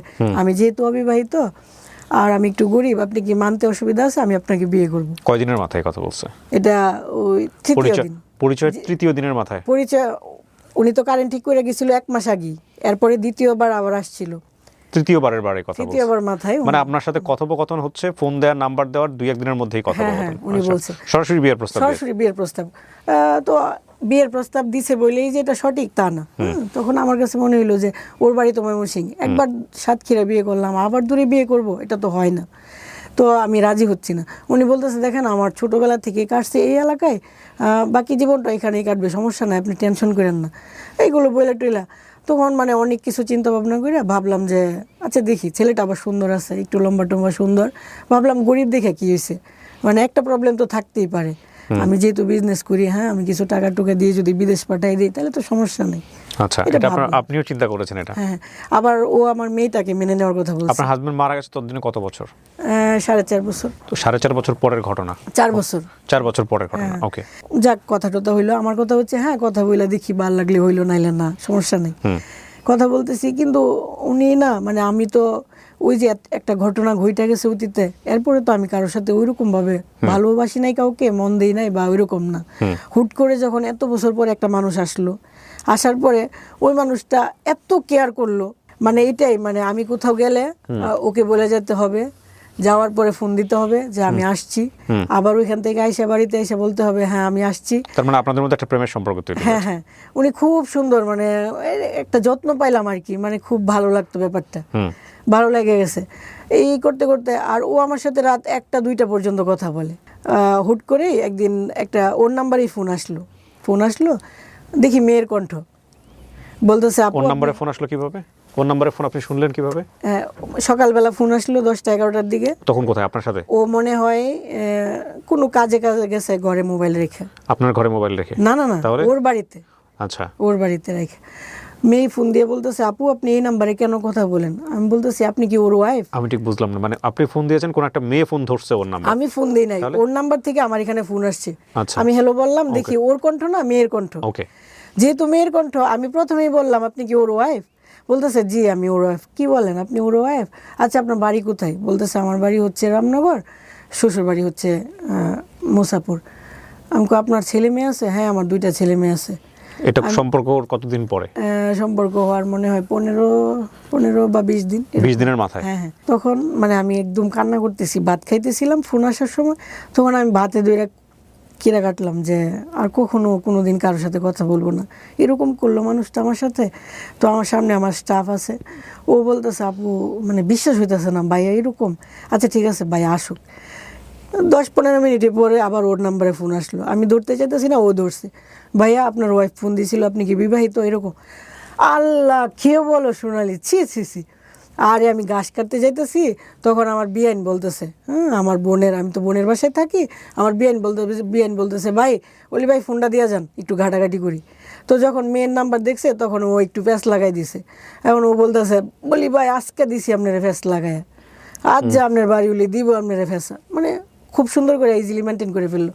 আমি তো বিশ্বাস করতে পারতেছি না। একবার মনে হইতেছে ওই মহিলার কথা রাইট, আবার ও এমনভাবে বলতেছে বুঝার উপায় নেই। তখন আমি ওরে বললাম ঠিক আছে তোমার বিয়াইন এনে আজকে যা আমার সাথে আবার কথা বলাইবা। রাতের বেলা বলতেছে বিয়াইন তো শ্বশুর বাড়ি চলে গেছে। তখন আমি বললাম শ্বশুর বাড়ি কই? ওইখানে আমার নিয়ে যাইবা, আমার প্রমাণ চাই। এর ভিতরে বলতেছে আচ্ছা হঠাৎ করে তো একজনের শ্বশুর বাড়ি যাওয়া যায় না, ওর শ্বশুর যদি কিছু মনে করে ও আবার হয়তো 15 দিন পরে আসবো, মানে এরকমভাবে বুঝাইতেছে। আর ও এমনভাবে আমার সাথে কথা বলতেছে বুঝার উপায় নেই যে ওর ওয়াইফ আছে, বাচ্চা কাচ্চা আছে। কথা বলতেছি, কথাবার্তা হইতেছে, সুন্দর রিলেশন। ও আমাকে বিয়ে করার জন্য পাগল হয়ে গেছে, বিয়ে করতে চাইতেছে। এখন আমি একবার বলতেছি বিয়ে করব নাকি না করব, এরকমভাবে একটা সিদ্ধান্তে আসলাম যে আচ্ছা দেখি কি হয়। আমরা মনে করতেছি যে বিয়ের জন্য আগাবো। এই টাইমে হঠাৎ করে একজন আইসা বলতেছে কি যে আমার স্টাফকে বলতেছে তুমি যার সাথে প্রেম করো তার তো বউ বাচ্চা আছে। স্টাফ বলতেছে আরে আমি প্রেম করি না তো আপু, কি বলো ওনার বউ বাচ্চা আছে? আমি তো মানে অবাক। ওই যে আগে একটা ফোন, আজকে আবার এটা, ব্যাপারটা নিতে পারতেছি না। তখন আমি বললাম সজীব চল একটু তাড়াতাড়ি ওদের বাড়িতে যাই, খোঁজখবর নেই। ওরে নিয়ে ওই মেয়েরে নিয়ে আরও 5 জনকে নিয়ে রিক্সা দিয়ে গিয়া পুরা এলাকা ঘুরা ওর ছবি টবি দেখায়া লাস্ট মাগরিবের সময় জানতে পারলাম যে ওর বাড়ি এটা, ওর বউকেও দেখে আসলাম, বাচ্চা কাচ্চা দেখে আসলাম, সব দেখে আসলাম। বিবাহিত? হ্যাঁ। দেখার পরে তো ওকে বিয়ে করার প্রশ্নই আসে না। একে তো গরিব মানুষ, আরেকটা বউ বাচ্চা আছে, এখানে আমি কেন যাব? তো ওনার সাথে আমি কথা টথা বলতেছি না। উনি জোর কইরা হুট করেই আমার পার্লারে ঢুকে গেছে। ঢোকার পরে আইসাই মানে বলাটা আসলে সুন্দর লাগে না, তারপরে পায়ে ধইরা একবারে পা কোনোভাবেই ছাড়তেছে না। প্রায় 1 ঘন্টা কান্না করছে যে আমি তোমাকে বলতে পারি নাই। কেন বলতে পারি নাই? তোমার সাথে মিশার পরে আমি বুঝছি যে তুমি খুব ভালো। আমি আসলে আসছিলাম তোমার সাথে ইয়ার্কি মারার জন্য, কিন্তু তোমার ব্যবহার দেখার পর আমার কেন জানি মনে হইলো এই মেয়েটাকে ছাড়া যায় না, আমি তোমাকে ছাড়তে পারবো না, আর আমি তোমার ওই রকমভাবেই রাখবো। তুমি যদি বলো আমার ওয়াইফকে ছেড়া দিতে, ছেড়া দিমু, কিন্তু আমি তোমার ছাড়তে পারবো না। তুমি দয়া করে আমার ক্ষমা করে দাও। এই জাতীয় সিচুয়েশন যদি আপনাদের জীবনে থাকে তাহলে বুঝবেন যে এই ভবিষ্যতে গিয়ে আরও একজনের পা ধরবে এরকমভাবে, ধৈরা বলবে যে তোমার সাথে ইয়ার্কি করতে আসছিলাম যে কারণে আমি আগেরটা এখন ছেড়ে দিব। মানে এগুলো যদি প্রেম হয়, মানে প্রেমের ব্যাকে শরৎচন্দ্রের একটা অদ্ভুত সুন্দর একটা উপন্যাস আছে, আমি রাইট নাও নামটা মনে করতে পারছি না, অনেক আগে পড়েছিলাম। পুরো গল্পের টুইস্টটা এত অসাধারণ যে এত সুন্দর প্রেম, এত চমৎকার প্রেম, পুরো গল্প জুড়ে শুধু প্রেম প্রেম প্রেম প্রেম আর প্রেম। লাস্টের দিকে গিয়ে এত জঘন্য একটা সম্পর্ক, এবং সেটা আমার কাছে যখন পড়তে গিয়ে মনে হচ্ছে শরৎচন্দ্র তো অনেক কিছু পড়েছে ওই সময়, শরৎচন্দ্র এইভাবে লিখলো মানে প্রেমের মধ্যে চুলাচুলি অবস্থা, একজন আরেকজনের মাথার চুল টান দিয়ে ছেড়ে ফেলছে, এত জঘন্য অবস্থা। দিস ইজ অলসো লাভ, ডেফিনেটলি। বাট লাভ যদি এথিক্সের উপরে উঠে যায়, যুক্তির উপরে উঠে যায়, সেখানে সবসময় একটা কথা মনে রাখা উচিত যে লাভ ইমোশন দ্বারা রান হয়, এবং ইমোশন কখনোই পার্মানেন্ট না, never ever, but ethics permanent, এবং এইটা আপনাকে একসময় ভোগাবে, ডেফিনেটলি ভোগাবে। আমি জানি না ওনার জীবনে কী হয়েছে, একটু শুনি তারপর। হ্যাঁ, আমার তো কথা হচ্ছে ওকে আমাকে এখান থেকে সরাতে হবে। তখন আমি বলছি আচ্ছা ঠিক আছে আমি তোমাকে বিয়ে করব, কিন্তু ও বলতেছে আর এটা তো তুমি আমাকে এখান থেকে সরানোর জন্য বলতেছো, আমি যাওয়ার পরে আবার ফোন দিয়ে বলবা এটা সেটা আমি জানি, তুমি আমার কথা দেবো, এরকম ভাবে যাক আমি ওরে সরাই দিলাম। পুলিশে ধরা দেননি কেন? হ্যাঁ, ওকে পুলিশে ধরা দেওয়া উচিত ছিল। হ্যাঁ, এটাই তো আমার ভুল। তারপরে কি করলেন? হ্যাঁ, পরবর্তীতে ওর সাথে আমার আর কোনো যোগাযোগ নাই। ও গেছে শেষ পর্যন্ত দোকান থেকে? হ্যাঁ, দোকান থেকে গেল নাকি আপনাকে বিয়ে করে যাবে তারপরে? হ্যাঁ, আমাকে যেভাবে ওকে রাজি করাবে আমি বললাম যে ঠিক আছে, মানে তাড়াতে হবে তো। তারপরে 4-5 দিন ফোন দিই না, আর ওর মনে হয় ওইখান থেকে প্রচুর চাপ দিচ্ছে, ও ফোন দেয় না, আমিও দিই না। না দেওয়ার পরে 5 দিনের মাথায় বলতেছে দেখলাম কি হইতেছে, 4 দিন ফোন দিছি না, 4 দিন তুই আমারে ফোন দিছস না, তুই ভাবছস কি তুই আমারে ছেড়ে যাবি গা, মানে দুনিয়া উলট পালট করে এলাম যেমনি হোক, তুই আমার বউ হইতি না, মানে বোঝাইতেছে কত ভালোবাসা এরকম এসে। এরপরে দেখলাম যে ও ব্ল্যাকমেল করতেছে, হ্যাঁ আমি হিজড়ারে দিয়ে তোরে উঠাই নিয়ে যাবো, হিজড়ারা আইসা বলবো যে মানে এরকমভাবে হিজড়ারে যে আমার ফোন নাম্বার দিছে, আমার ডিটেলস দিছে, এটা আবার দেখাইছে আমাকে এই মুহূর্তে। হিজড়ারা কি করবে এখানে? হিজড়ার পার্টির সাথে ওর সঙ্গে পঙ্গা আছে। হিজড়ারা এসে আমাকে বলবে যে আপু একটা বউ সাজাবেন, কত টাকা? আমি যদি বলি 5,000 ধরে 6,000, হ্যাঁ ওনারা রাজি, আমাকে সিএনজি করে নিয়ে যাবে, নেওয়ার পরে ওর হাতে তুলে দিবে, আমাকে বিয়ে Okay. করবে। ও বুঝাইতেছে যে বাণিজ্য থাকতে কি বিয়ে করবি নাকি না, এরকমভাবে বুঝাইতেছে। এর পরবর্তীতে যাক আমি ওই যে আমার পার্লারে যে মেয়েটা ছিল ওকে নিয়ে ওর বাড়িতে গেলাম সকালবেলা একদিন, যে ওর বাড়িতে জানাই দিই, তাহলে তো ওরা যখন আরও চাপ দিবে তাহলে ছেলেটা সইরা যাবে। ওইখানে যাওয়ার পরে ওর বউকে বললাম যে আপু একটু ভেতরে আসবো, আপনার সাথে একটু কথা বলবো। বলতেছে আচ্ছা আসেন। তো বললাম যে আপু এমন এমন এই করছে, আপনি যদি ওই দিন আমার ফোন নাম্বারটা রাখতেন আর পরবর্তীতে আমাকে বলতেন যে আপু ওকে আর নেক্সট টাইম ফোন দিছে, তাহলে আর আজকে এত কিছু হইতো না। আপনিও বলেন নাই আর ও আমাকে এভাবে এভাবে আগাই নিছে, বোঝার উপায় ছিল না। আচ্ছা যাই হয়েছে হয়েছে, ক্ষতি হইলে আমার হয়েছে, সমস্যা নাই, তবে আমি আপনার হাজব্যান্ডকে কখনোই বিয়ে করব না, আপনি নিশ্চিত থাকেন। ওর বুকটার মধ্যে হাত দিয়ে আমি এভাবে সান্ত্বনা দিছি, উনিও কান্না করতেছে যেহেতু হাজব্যান্ড এরকম করতেছে, আমি সান্ত্বনা দিছি সমস্যা নেই, আমি কখনোই বিয়ে করব না। এগুলো বইলা সান্ত্বনা দিয়ে আমি চলে গেছি। রাস্তায় যাওয়ার পরে ওনাকে ফোন দিয়ে আবার নিয়ে আসছে, এই বাড়িতে মহিলা আসছে, তুই তাড়াতাড়ি আয়। উনি আইসা দেখে আমি রাস্তায়, হ্যাঁ তুই আবার এনে আইসস বিচার দেওয়ার লেগে, আবার আমাকে ব্যাকে বাড়িতে আনছে। সবাই বলতেছে এখন যদি আপনি ওর সামনাসামনি থেকে সমাধান না করেন তাহলে ভাববো আপনি দোষী। আবার তো আমাকে ঘরে আসতে হয়েছে, আবার ঘরে আসলাম। ঘরে ঢুকা মাত্রই ওর ওয়াইফ ওর কলারে ধইরা থাপড়াইছে। মানে সে হোক না খারাপ, আমি তো তার একদিন হলেও ভালোবাসছি। আমার এটা দেখে আবার একটু খারাপ লাগলো যে ছেলেটা আসলে অসহায়। ওই যে আমাকে বলছিল যে আমি আমার ওয়াইফের দ্বারা সুখ পাইতেছি না, কোনো নির্যাতিত কিছুই। হচ্ছে। হ্যাঁ আমার খুব খারাপ লেগে গেছে। একবার মনে হচ্ছে বিয়ে করে দেখাই দিই। আবার ওর ওয়াইফ একটা ভুল করছে কি, আমি তো তাকে সান্ত্বনা দেওয়ার জন্য আসছি বা ওকে কনফার্ম করার জন্য আসছি, আমি বিয়ে করব না। উনি আবার আমার সামনে বলতেছে আজকে বিয়েটা পরেই দিমু, এই করবো সেই করবো, মানে যেগুলো আমার উপরে আঘাত লাগতেছে। যেহেতু আমি ওনার ভালোর জন্য ওনার বাড়িতে আসলাম, উনি তো আমাকে আঘাত দিয়ে কথা বলতে পারে না, আমাকে আঘাত দিতেছে, আমার খারাপ লাগতেছে। আবার ওকে মারলো, দুইটা ব্যাপার খারাপ লাগতেছে। মনে হয়েছে বিয়ে করে দেখাই দিই। একবার জিদ আসতেছে, আবার মনে হইতেছে দূর কী দরকার আছে, ওর যা হয়েছে হয়েছে হোক, মানে মনটাকে বারবার বুঝাইতেছি একবার এই পাশে। না কিন্তু আপনি প্রথম বউয়ের জায়গায় থাকলে আপনি কি করতেন? এটা তো উনি সবাই মহিলা করবে। যেটা করতেছে, হ্যাঁ, scene create হ্যাঁ। না না করতেছে। ওই মেয়েটার তো দোষ না, আমি তো বলতেছি না এক্স্যাক্টলি, মেয়েটা দোষ। রাইট। তারপর হ্যাঁ হ্যাঁ, তারপরে চলে গেল, এরকমভাবে হইলো। তো ও আবার ফোন দিতেছে বিয়ে করতেই হবে। ও আবার ওই যে ওর বাড়ির থেকে আমরা যে চলে আসছি না, চর টর দেখে চলে আসছি, ও তাড়াতাড়ি গাড়ি নিয়ে আমাদের সামনে আইসা নায়ক স্টাইলে, একবারে নায়কের মতো, হুম। এই যে তোর কয়শো বাপ আছে, কয়শো বাপ আছে, বাপ নিয়ে আয়, তোর আমি বিয়ে করুম 1 মাসের ভিতরে, চ্যালেঞ্জ, তুই পারলে ফিরা, তুই আমার বাড়িতে বিচার নিয়ে আইসস, তুই আমার বউ হইবি 100% গ্যারান্টি। মানে ফিল্ম স্টাইল এরকমভাবে বইলা গেল। যাক আইসা পড়লাম, ওনার সাথে কথা বলতে চাইতেছি না বা এরকম এরকম। উনি আবার বলতেছে 20 খায় মরে যা মগা, আমার ছেলেটারে তুই দিস, তোর জন্য মরে যাচ্ছি, এই সেই। হ্যাঁ, তখন বললাম আচ্ছা ঠিক আছে, আপনার ওয়াইফ যদি রাজি থাকে তাহলে আমি আপনার বিয়ে করবো, কারণ আমি জানি ওয়াইফ তো কখনো রাজি হবে না, সে তো এটা পারবে না। তখন ও আমার বলতেছে কি, ওয়াইফেরে তো রাজি করে ফেলছি, আজকে রাতে বলছি যে আমাদের বিয়ে হয়ে গেছে, তো তুমিও কালকা বইলো ফোন দিয়ে যে আমাদের বিয়ে হয়ে গেছে, দেখো কি হয়। তখন আমি ওনারে বললাম কি আপু আমাদের তো বিয়ে হয়ে গেছে, তো আপনি মানে যদি পারেন আমার ক্ষমা করে দিয়েন, আমার হাতে আর কিছু করার ছিল না, আমাদের বিয়ে হয়ে গেছে, তো আমরা আসেন মিলা টিলা চলি এরকমভাবে, আমি যেহেতু অনেক টাকা ইনকাম করি, আমাকে এত টাকা পয়সা দেওয়া লাগবে না, জাস্ট ছায়া হিসেবে থাকলো বা এইভাবে বললাম, দেখলাম উনি কি বলে। তো উনি অনেকক্ষণ টিয়ারকি মারলো, লাস্টে যখন দেখলো যে না আসলেই মনে হয় বিয়ে করে ফেলছে, উনি বলতেছে আপু আপনি কি পার্লারে আছেন? আমি কই জি। কোথায়? আমি আপনার পার্লারে আসবো। এখন একটা মানুষ আসতে চাইতেছে, আমি তো আর না করতে পারি না। আমি বলে আচ্ছা ঠিক আছে আসেন। আমি ভাবছি যে উনি আসবে, আইসা 2 কথা ভালো করে বলবে, তাহলে তো আবার উনি আসার পরে ওনার বাড়ি সাঙ্গু পাঙ্গু নিয়ে আইসা, মানে আমি একা আর ওনার সাথে 5 জন, 5 জনে আমাকে যেরকমভাবে পারে মারধর, আমার মাথার চুল অর্ধেক ছিঁড়ে ফেলছে। মানে উনি তো আইসা বলতো যে আপু সত্যি কি আপনি বিয়ে করে ফেলছেন বা না, কেন এটা তো করলেন? এটা আপনি আসলে নিজে থেকে বিপদ ডেকে নিয়ে আসছেন। এটা ওনার দোষ দিয়ে লাভ না, এটা আপনারই না দোষ। আমার এই এই যে কাহিনীটার মধ্যে বেশিরভাগই আমার দোষ, আমি বলবো না আমার দোষ না। এগ্রিড। হ্যাঁ, পরে উনি মারধর করলো, পুরা বাজারের মানুষ জানছে, পুরা বাজারের মানুষ জানছে যে আমি ওনার বউ। আসলে কিন্তু আমাদের বিয়ে হয় নাই। পুরা রিক্সার ড্রাইভার, সিএনজি ড্রাইভারের কাছে ওনারা যায় যায় বলছে এই পার্লারের মহিলা এই সেই অমুক তমুক, মানে একদম কেমন হয়ে গেল ব্যাপারটা।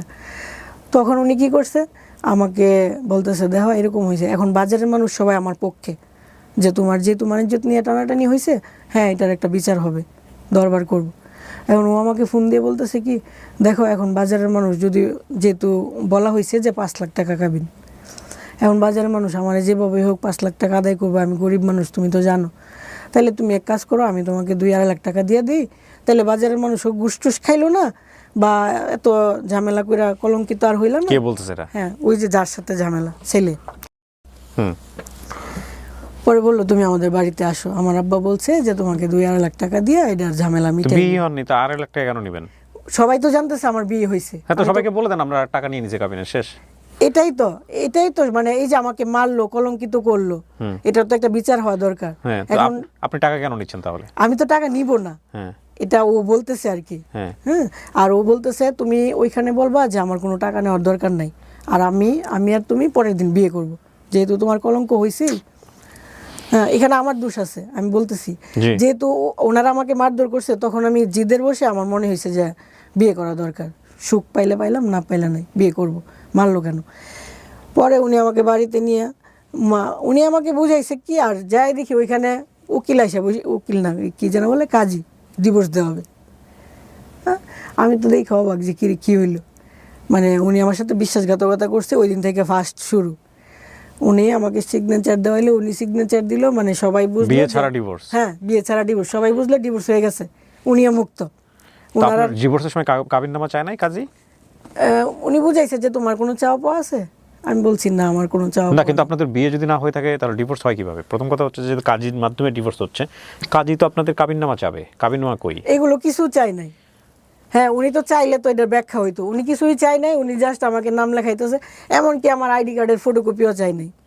আমি ইচ্ছা করে একটা সালিশের মধ্যে? হ্যাঁ হ্যাঁ, আমি ইচ্ছা করলে একটা ভুল নামও দিয়ে আসতে পারি, ওইখানে কোনো কিছুই চাইতেছে না, আমাকে জাস্ট সবাই বুঝাইতেছে যে হ্যাঁ হ্যাঁ ছাড়াছাড়ি হয়ে গেছে, বউ খুশি, বাপ মা খুশি, সবাই খুশি, লেখালেখি হয়ে গেল। আমি এত রাত্রে কীভাবে বাড়িতে আসবো? আমাকে কেউ মাথায় হাত দিয়ে সান্ত্বনাও দেয় নাই যে মা তুমি আমাদের জন্য এত কিছু করলা, বিয়ে হয়েছে, বিনা টাকায় আমার এখান থেকে চলে যাইতেছো, বা তোমার কলঙ্ক হয়েছে, এই ধরনের কোনো কথা না। আমি বাড়ি থেকে বের হবো কী করে, লজ্জা লাগতেছে, ওনারা কেউ হেল্পও করতেছে না। লাস্ট মুহূর্তে একজনে বলতেছে ওনার একটা গাড়িতে উঠাই দো, পরে রিক্সা দিয়ে বাড়িতে চলে আসলাম। তো বাড়ির সবাই কেউ এগুলো কিছুই জানে না, যা কীভাবে গেল। এখন আমার মাথায় তো ভূত চাপছে যে এখন আমার বিয়ে করা লাগবে, যেহেতু উনি আমার সাথে 2 নাম্বারই করছে। কাকে বিয়ে করবেন? ওই ছেলেকে আবার বিয়ে হ্যাঁ, করবেন? হ্যাঁ। ডিভোর্স দিয়ে আসছেন, তাকে আবার বিয়ে করবেন? হ্যাঁ, মানে বিয়ের আগে ডিভোর্স, তারপর আবার বিয়ে? হ্যাঁ, বিয়ে তো হয় নাই, কলঙ্কিত হয়েছি ওরে বিয়ে না করে। তখন পরবর্তীতে বিকালবেলা ও আমাকে ডেট দিছে আমি বিকালে আসবো, বিকালে আসবো, বিকাল হয়ে যেতেছে, তেমন একটা আসার সম্ভাবনা নাই। তখন ওর এক ফ্রেন্ডে ফোন দিছে যে কী অবস্থা, কী খবর। ওর ফ্রেন্ড বলতেছে যে ও তো বাড়ির থেকে বের হইতে পারতেছে না, যেহেতু কালকে এরকম হয়েছে, বাড়ির থেকে তো 2-4 দিন দিব না। আচ্ছা আমি ওরা যেয়ে নিয়ে আসতেছি। ওরা আবার নিয়ে আসলো। হ্যাঁ, আমরা আবার কাজের কাছে গেলাম, বিয়ে পড়াইলাম, এবার ফাইনালি বিয়ে করলেন? ফাইনালি বিয়ে হয়েছে। যে কলঙ্কটা হয়েছে বিয়ে না করেও আমি এটা করলাম। ওই যে 5 লাখ টাকা কাবিন দেওয়ার কথা ছিল, মানে আগেরটা সবাইকে আই ওয়াশ করছে যে ডিভোর্স হয়েছে, যে টেনশনের কিছু কিন্তু না, এলাকার কেউ জানে না, মানে কিন্তু বাজারে এর কেউ পরের বার জানে না। তারা বিয়ে করছে আবার। হ্যাঁ, বাজারে কেউ জানে না যে ডিভোর্স হয়েছে বা এরকম হয়েছে, বা আমার এলাকার কেউ জানে না, জাস্ট ওদের বাড়ির 2-4 জন, বুঝছেন না? তো এরকম হইলো, বিয়ে হইলো। তখন মানে ব্যাপারটা চাইছিলাম যে কয়েকদিন গোপন থাকুক। তো দেখা গেল যে উনি তো আমার সাথে থাকতে গেলে ব্যাপারটা আস্তে আস্তে জানাজানি হয়ে যাবে। এই সপ্তাহখানেক কত টাকা কাবিননামা হলো? 5 লাখ টাকা। আছে কাবিননামা আপনার কাছে? কাবিননামা নাই, আমার মোবাইলে ছবি আছে। কাবিননামার ছবি আছে? জি, তারপর? পরে ছবি আছে। পরে এভাবে যাক উনি আমার কাছে আসলো সপ্তাহখানেক পরে। আসার পরে যখন 2-3 রাত একসাথে ছিলাম, বাড়ির থেকে ফোন আসতেছে কই তুমি কেন, মানে ওরা আস্তে আস্তে সন্দেহ করা শুরু করলো। পরে ব্যাপারটা ভাবলাম যে হ্যাঁ এভাবে লুকাই তো ভাবে সম্ভব না, জানাই দাও, যা হওয়ার হবে। পরে ও জানাই দিল যে হ্যাঁ আমরা বিয়ে করছি। বিয়ে করছি। পরে ওনারা আবার আসলো, আইসা বলতেছে আপু কি হয়েছে, যে হ্যাঁ এমন এমন, আগে বিয়ে হয়েছিল না এখন হয়েছে। বললাম একবার তো মারা গেছেন, এখন চাইলে মারতে পারেন, আপনারা যা খুশি করেন। তো ওই দিন আর মারধর করে নাই, এগুলো শুই না ওনারা চলে গেছে। আর আমার যে পার্লারের স্টাফ তাদের বাড়ি বাড়ি যাইতেছে, ওদেরকে যেন আমার পার্লারে না আসতে দেয়, মানে আমার বিজনেসটা অফ হয়ে যাক, আমার যেন আস্তে আস্তে সবকিছু কম হয়ে যাক। আপনি বিয়ে করার আগে আপনার বাবা মার সঙ্গে কথা বলছিলেন? না। না, পরবর্তীতে আপনার কি পরিবারের সাথে সম্পর্ক ছিল আমার নাকি আপনি একাই থাকতেন ওই সময়টাতে? না, পরিবারের সম্পর্ক, আমি তো পরিবারে আসতেছি যাইতেছি সবকিছু তাহলে ঠিকঠাক আছে। পরিবারের বাবা মা ভাই বোন কাউকেই জানাননি আপনার এই বিয়ের ব্যাপারে? হ্যাঁ জানে বিয়ের আগে জানতেন? হ্যাঁ, ওনারা বারবার বলতেছে যে বিয়ে করিস না করিস না, সবাই বলতেছে যে করিস না, কিন্তু আমার মাথায় ভূত চাপছে যে আমাকে মারলো কেন। ওকে ফাইন, তারপর? এটার জন্য যাক, পরবর্তীতে ওনারা তো বলতেছে কেন করলি, বা করলে তো এইটা দরকার নাই বা অনেক কিছু। তারপর আমি করছি, করার পরে উনি সব সময় আমার কাছে আসতেছে, এখানে যাইতেছে ওইখানে যাইতেছে, মানে আমার কাছে আসতেছে ওইখানে যাইতেছে, বা আমি ওইরকম ভাবে দিতেছি যাতে গুনাহ না হয়, আল্লাহ যেন না বলতে পারে যে তুমি একা কেন সব কিছু নিচ্ছ। আমার কাছে 7 দিন বা ওর কাছে 7 দিন, এভাবে আসা যাওয়া করতেছে, সবাই জানতেছে। আর ওর ওয়াইফের হাতেও তখন হয়তো বা আর সুযোগ নাই, যেহেতু ও এরকম একটা প্রতারণা করার পরেও আমাকে বিয়ে করছে। হ্যাঁ, তখন ওর ওয়াইফ হয়তো ভাবতেছে হ্যাঁ আস্তে আস্তে পরে যেভাবে হোক সরামনে, ওরা এটা মাইনা নিতেছে, আমার কাছে আসতেছে ওইখানে যাইতেছে, সবাই দেখতেছে জানতেছে, সব কিছু নর্মাল, এটা নিয়ে আর কোনো বাড়াবাড়ি হচ্ছে না। একদিন হঠাৎ করে অ্যাক্সিডেন্ট হয়ে গেল, উনি যে গাড়ি চালাইতো গাড়িটা উল্টায় পড়ে ওনার হয়ে গেল। হওয়ার পরে ওনার রাত্রে 11টার সময়, হ্যাঁ যেহেতু প্রেম করে বিয়ে করছি, ওনার প্রতি তো আলাদা একটা টান আছে, আমার খুব খারাপ লাগতেছে যে ওনারা না দেখে আমি কেমনে থাকবো। আজকে উনি অ্যাক্সিডেন্ট হয়েছে, ওনারা দেখতে গেছি, উনি বলছিল যে তুমি ওই যে কি একটা চাউমিন নাকি কি নামটা, ও রান্না করার জন্য খুব পছন্দ করতো। আমি রান্না কইরা রাইখা জাস্ট ফোন দিছি যে আমি রান্না করছি, তুমি আসো তাড়াতাড়ি। এমনি শুনি অ্যাক্সিডেন্ট। ওই জায়গায় থেকে ওই খাবারটার দিকে তাকাই আমার খারাপ লাগতেছে। যাক, ওই খাবারটা নিয়ে আমি রাত্রে 11টার সময় ওদের বাড়িতে গেলাম, ও অসুস্থ, ওকে দেখার জন্য। রাত্রে 11টার সময় ওদের এলাকার কেউ সজাগ না, জাস্ট ওর ওয়াইফ, ওর আব্বা আম্মা, মানে ওদের ফ্যামিলির, যেহেতু ও অসুস্থ হাসপাতাল থেকে বাড়িতে গেছে। যাওয়ার পরে ওনার ওয়াইফ মানে আমাকে দেখার পরে একটু রাগারাগি করতেছে, পুরো এলাকার মানুষের সজাগ বানাই ফেলছে। পরে এলাকার মানুষরা এসে আমাকে অনেক গালাগালি করতেছে, যে মানে অনেক বাজেভাবে গালাগালি যা পারে। তারপরে আমি ওনাকে খাবারটা দিয়ে চলে আসছি যে আমি তোমার জন্য রান্না করছিলাম, তুমি যদি না খাও আমার খারাপ লাগবে, তুমি খায় নিও।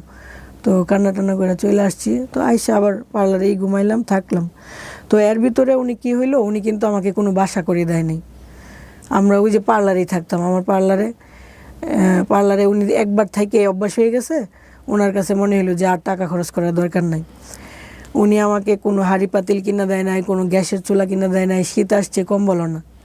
মানে ওনার কাছে চাইতেছি, চাইলে বলতেছে আমি তো তোমার টাকা পয়সা দিতে পারি না, সব ইনকামের টাকা তো বাড়ির চলে যায়, কারণ বাড়ির থেকে বলা হইতেছে যে টাকা যেন ওর হাতে একটা টাকাও না দেয়। আমার হাতে কোনো টাকা দেয় না, জাস্ট সিগারেটের জন্য টাকা দেয়, কারণ আমি তোমাকে কিভাবে দিব, এভাবে বলতেছে। যাক, আমিও বিশ্বাস করতাম, আমার ইনকামের টাকা দিয়ে চলতাম ফিরতাম এভাবে। একটা সময় যখন নাকি নভেম্বর ডিসেম্বর আসলো, শীতকালে ওর আলাদা একটা ইনকাম হয়, যে ডেকোরেশনের কাজের তো ওই যে ওয়াজ মাহফিল হয় না, ওয়াজ মাহফিলের রাত্রের বেলা যখন ওয়াজ হয় তখন আলাদা একটা ইনকাম হয়। ওই যে ইনকাম হয় ওই টাকাটা কিন্তু ওর বাড়িতে যাচ্ছে না, ওইটা ওর হাতে আসছে। এরপরেও যখন ও আমাকে টাকা না দিচ্ছে বা কিছু দিচ্ছে না, তখন আমার কিছুটা সন্দেহ হলো যে ব্যাপার কি। অথচ মুখ দিয়ে আপনি যেরকম ওই যে শরৎচন্দ্র চট্টোপাধ্যায়ের কথা বলতেছেন না, এত আদর করে, এত আদর যা বুঝার উপায় নাই যে ও আসলে ওইরকম কিনা, খুব আদর করে। আমরা খুব হ্যাপি, বোঝা যাইতেছে, সবাই দেখতেছে আমরা খুব হ্যাপি। তখন থেকে বলতেছি না, আমি আর সংসারটা করব না, বা আমার যে 5 লাখ টাকার কামিন আমি এটাও চাই না, আমি নিজে থেকে সইরা যাবো। এটা বলা মাত্রই মানে মারধরের একটা লিমিট ছাড়া মারধর। আমার এই গাল দুইটা মনে হয় আজকে 5 মাস যাবৎ মার খাইতে খাইতে মানে অবস্থা খুব খারাপ, প্রচুর মারধর করে। মানে তুই চলে যাবি কেন, তোরে বিয়ে করছি, তুই আমার কষ্টের দিনে ছিলে, তুই আমার সুখের দিনে থাকবি। এতগুলো মারতেছে, মারের পরে যে এখান দিয়ে রক্ত বায়া পড়তেছে, ওই রক্তটা নিজেই চুষে খাইতেছে, আবার নিজেই আমাকে মেকআপ করাইতেছে, মানে আমার মন ভালো হওয়ার জন্য। আমাকে যে মারছে আধা ঘন্টা, এটা মুছে দেওয়ার জন্য আমাকে মেকআপ করায় যাতে আমার হাসি আসে। হাসি টাসি আসার পর এই তো হাসি দিছে, আরে বুঝার উপায় নেই, মানে মারতেছে আবার আদর করতেছে, এভাবে দিন কাটতেছে। মানে কিন্তু ওর পক্ষ থেকে আমি ওরে বুঝাইতাম, ধরো তোমার একটা আত্মীয় আমেরিকা থাকে, তুমি গরিব মানুষ, তখন তার মনটা তুমি কিভাবে জয় করবা? হয়তো তার জন্য কিছু শাকসবজি নিয়ে যাইবা, দেশি একটা মুরগি নিয়ে যাবা, এটাই তো। তুমি আমাকে তেমন কিছু দেওয়া লাগতো না, জাস্ট একদিন 100 টাকা আইনা বলবা, নেও তোমার গরিব জামাইয়ের 100 টাকা রাখো, তাহলে আমি খুশি হমু। কিন্তু এটাও কোনো দিন দেয় না। তখন আমার ব্যাপারটা অদ্ভুত লাগতেছে, কেন দেয় না? তার মানে কি সে চাইতেছে ওরে আস্তে আস্তে অত্যাচার করবো, ওর চলে যাবে, এরকমই তো। এরকম করতেছে, আবার মারে। একটা কিছু হইলেই কিছু বলতে পারি না, একটু 19-20 কথাটা একটু হইলো আবার মারলো, আবার আদরও করতেছে। বোঝার উপায় নেই। তো আমি বাড়ি চলে গেলে 10 মিনিটের ভিতরে যদি না আইসস তো ওরে যে কী করুম, বুঝাইতেছে খুব প্রেম, আমাকে ছাড়া তার চলতেছেই না। আবার রাগটাক বইলে আবার চলে আসতাম, এরকমভাবেই চলতেছে। এই করতে করতে ওর কিছু প্রতারণা আমার চোখের সামনে পড়লো। ও বিদেশ চলে যাবে আমাকে না জানায়, পাসপোর্ট টাসপোর্ট সব রেডি, একটা কিসের কাগজের জন্য যাওয়া হয় নাই। ও আমাকে আইসা বলতেছে, জানো আমি যে তোমার সাথে প্রতারণা করছিলাম, আজকে সব বলবো। আমাকে কী প্রতারণা? কই যে দেখো আমি বিদেশ চলে যেতেছিলাম, কিন্তু একটা কাগজের জন্য হয় নাই, আমি হয়তো বা সপ্তাহখানেকের ভিতরে চলে যেতাম। তখন আমি এমন কান্না শুরু করছি, বলতেছে একটা শুনেই কান্না করতেছো, আরও তো অনেক কিছু ছিল, থাক আর ওইগুলো বললাম না। তখন তো বুঝলাম যে মানুষটা আমার রেখা বিদেশ চলে যাব, মানে হচ্ছে ওই যে আমার 5 লাখ টাকা কাবিন দেওয়া লাগলো না, বিদেশ চলে গেলে আমাকে খরচ খরচা দিল না, একটা সময় তো আমি এইভাবেই চলে যাবো। ব্যাপারটা এরকম দাঁড়াইলো। এরকমভাবে আস্তে আস্তে প্রতারণাগুলো সামনে আসলো। আমি বুঝতে থাকলাম যে না, মানুষটা দেখা যায় অন্যরকম। আঘাত পাইতে পাইতে, কষ্ট পাইতে পাইতে মনে হলো যে না, আমি তো আসলে টাকার বিনিময়ে তার জন্য আসি নাই। আমার খুব মায়া লাগছিল, গরিব বইলা তাকে ভালোবাসতাম, বাড়ির থেকে মাংস রান্না করে এনে খাওয়াইতাম। ওই যে ময়মনসিংহের ছেলে, গরিব মানুষ, কি না কি খায়, খুব মায়া করে ভালোবাসতাম, তো সিম্পিতি চলে আসছিল অতিরিক্ত। ওই মানুষটাকে আমি একটা নসিমন ড্রাইভারকে বিয়ে করছি, টাকা পয়সা দেখা না, ও তো গরিব, আমি জাস্ট ভালোবাসার জন্যই বিয়ে করছি। এখন যখন প্রতারণা, আমি কিভাবে থাকবো এখানে, দরকার নাই। আমি নিজের থেকে ওকে আবার ডিভোর্স দিয়ে চলে আসছি। এর ভিতরে 1 লাখ টাকাও দিছি। কবে ডিভোর্স দিয়েছেন? ডিভোর্স দিছি ঈদের 2-4 দিন পরে। এই কোরবানির ঈদের? না না না, রোজার ঈদ। রোজার ঈদের। আচ্ছা। ডিভোর্স দেওয়ার 7 থেকে 8 দিন আগে 1 লাখ টাকাও দিছি আমি। টাকা দিছি, তুমি উঠার জন্য উঠো, দোয়া থাকবে, সমস্যা নেই। দিয়ে আসলাম। আয়শা ভিডিওটা আমি যে দিয়ে আসছি, ভিডিওটা যদি ওর সামনে না দেখাই ও বিশ্বাস করবে না। আরেকজনকে দিয়ে ভিডিও পাঠায়া শিওর করলাম যে হ্যাঁ আমি তোমার জীবন থেকে চলে আসছি। আমি জানি ও রাগ করে আর কখনো আসবে না। সাথে সাথে আমি মাগরিবের সময় ডিভোর্স দিয়ে চলে আসছি, ও রাত 8টার সময় আমার বাড়ির সামনে দাঁড়ানো, ফোন দিতেছে ঘর থেকে বাইরো, তুই কাপড় নিয়ে বাইরো, তুই দিয়ে ফোর্স দিয়ে কী হয়েছে, বেডি মানুষ দিলে কিচ্ছু হয় না, আমি তো আর দিছি না, বাইরেও কইছি। আমি আরে কী বলেন এগুলো, ফোন রাখেন। ফোন আর ধরতেছি না, টুস করে ঘরের ভিতর ঢুকে গেছে। আমার বোন এখানে বসা, আম্মা বসা। আম্মা আব্বার সাথে ঝগড়া করে, আব্বা নাই, আম্মার সাথে আমার বোনের সাথে ঝগড়া টগড়া করে, এই আপনার মেয়েরে কি আমি দিছি? হ্যাঁ, আপনার মেয়ে ডিভোর্স দিয়ে পড়ছে, আমি আপনার মেয়েরে নিতে আসছি। বুঝাইতেছে খুব ভালোবাসা। আমার আব্বা আমার মাও ভাবতেছে হ্যাঁ ছেলেটা যেহেতু এত কিছুর পরে আসছে, তার মানে মনে হয় সংসার করার জন্যই আসছে। ও আমাকে বললো আগামী শুক্রবারে আমরা বিয়ে করবো। 2-3 দিন পরেই শুক্রবারে বললাম আজকে না, বলে মোল্লা আনবেন, বলতেছে আজকে তো টায়ার্ড, আচ্ছা অন্যদিন। তখন মনে হইলো কি যে প্রতারণা করতেছে মনে হয়। আচ্ছা ঠিক আছে, একটা মূল্যায়ন না, যদি আবার 2 কথা বলি তার মানেই যে আমার লাইফটা সেটেল হয়ে যাবে তা তো না। ঠিক আছে, আর কয়দিন দেখি। আর কয়দিন দেখতে দেখতে মনে হইতেছে কি না, এমনই ও চেঞ্জ হবে না। তুই যে আমার কষ্ট দিয়ে চলে গেছিলি, ওই কষ্টটা আবার তোকে আমি দিমু, এই জন্য তোকে ফেরত আনছি। আবার চলে গেছি যে না ঠিক আছে, ওকে কষ্ট দিছ তো, হ্যাঁ আমি কষ্ট পাইছি। আবার বলতেছে তোর এত বড় সাহস, আমি তো এগুলো বলি তোর মন পরীক্ষা করার জন্য। মানে কি বলবো ভাই, এত মার ধর, এত কিছু। তারপরে এভাবে চলতেছে এই যে আজকে 2 মাস, হ্যাঁ বিয়ে ডিভোর্সের পরে ওর সাথে থাকতেছি। অনেক অন্যায় এটা, লোকে সবাই শুনতেছে, জানতেছে, আমাকে নোংরা কথা বলবে, কিন্তু আমি সেকেন্ড চান্স নেওয়ার চেষ্টা করছি। যেহেতু আমাকে বুঝাইছে, আমি তোকে একটা সুযোগ দিচ্ছি। আজ অব্দি না, 1 বছরের ভিতরে আমাকে একটা জামাও কিনে দেয় না। শুনেন, আপনি একটা কথা বলি, মানে ওভারলোড হয়ে যাচ্ছে আমরা আসলে। আপনার বর্তমান বয়স আপনি কত বলেছেন? 30 প্লাস। 30 প্লাস। 30 প্লাসের মানুষের জীবনে এগুলো ভুল, এটা অন্যায়, এটা ক্রাইম। আপনি যেগুলো বলতেছেন এগুলো 15, 16, 17, 18 বছরের বাচ্চার গল্প হলে ঠিক আছে, আমরা বুঝতে পারতাম যে ও টিনেজার, ও যেগুলো করতেছে সেগুলো ঠিক আছে, ওগুলোর জায়গা থেকে মানসিক পরিপক্কতা আসে না, সেটা ঠিক আছে। বাট 30 প্লাস অধিকের একটা মানুষ, এবং যার জীবনে যার একটা বাচ্চা আছে, সংসার আছে, তারপরে সে প্রেমের জন্য এত কিছু ভুল করে ফেলবে, এগুলো ভুল না, এগুলো ক্রাইম। আমি সরি, আমার জায়গা থেকে বিষয়টা এরকমই। আপনি ধরেন এসে গল্পটা বলে গেলেন, তো ছেলেটা আপনাকে এটা করেছে, ওটা করেছে, ওটা করেছে, এটা করেছে, ওই ছেলে যদি এখানে বলতো, ওই ছেলেও আপনার এগেইনস্টে 100টা কথা বলতে পারতো। হ্যাঁ হ্যাঁ, ঠিক ও আছে, গল্প অবশ্যই বলবে। যখন বলে এখানে কেউ অবশ্যই একজন, বলবে। গল্প যখন এখানে কেউ একজন বলে, তখন সে মনে করে যে আমি হচ্ছি পৃথিবীর সবচেয়ে ভালো মানুষ আর বাকি যারা সবাই অপরাধী। না, অবশ্যই এটা নিয়ম, তার মানে কথা আছে। গল্পর জায়গাটা থেকে এরকমই হয় বলা, কিন্তু গল্পটা কখনো এরকম না, গল্পটা দ্বিপাক্ষিক। অবশ্যই তার হ্যাঁ, কথা আছে। আর দ্বিতীয় কথা হচ্ছে যে আমি ধরে নিলাম যে যদি আপনি যা বলছেন সবই সত্য যদি হয়, তারপরেও আপনি এই যে বর্তমান যাকে বিয়ে করেছেন বা বিয়ে করে ডিভোর্স দিয়েছেন বা ডিভোর্স ছাড়া যেভাবে থাকছেন, হোয়াট এভার ইট ইজ, এই সংসারের যে ভুলটা, এই ভুলের সমস্ত ক্রেডিট আপনার। জি জি, এটা অবশ্যই আমার।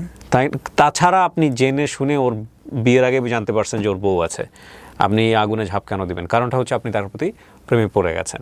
প্রেমে পড়তেই পারেন হয়তো বা সেখানে মন আসছে যে কারণেই হোক হয়েছে, কিন্তু প্রেমে পড়া আর বিয়ে করে জীবনের সিনেমিনি খেলা এটা এক জিনিস না। শোনেন, আমি আমার এন্টায়ার লাইফে অনেক গল্প প্রচার করেছি এই রকমের।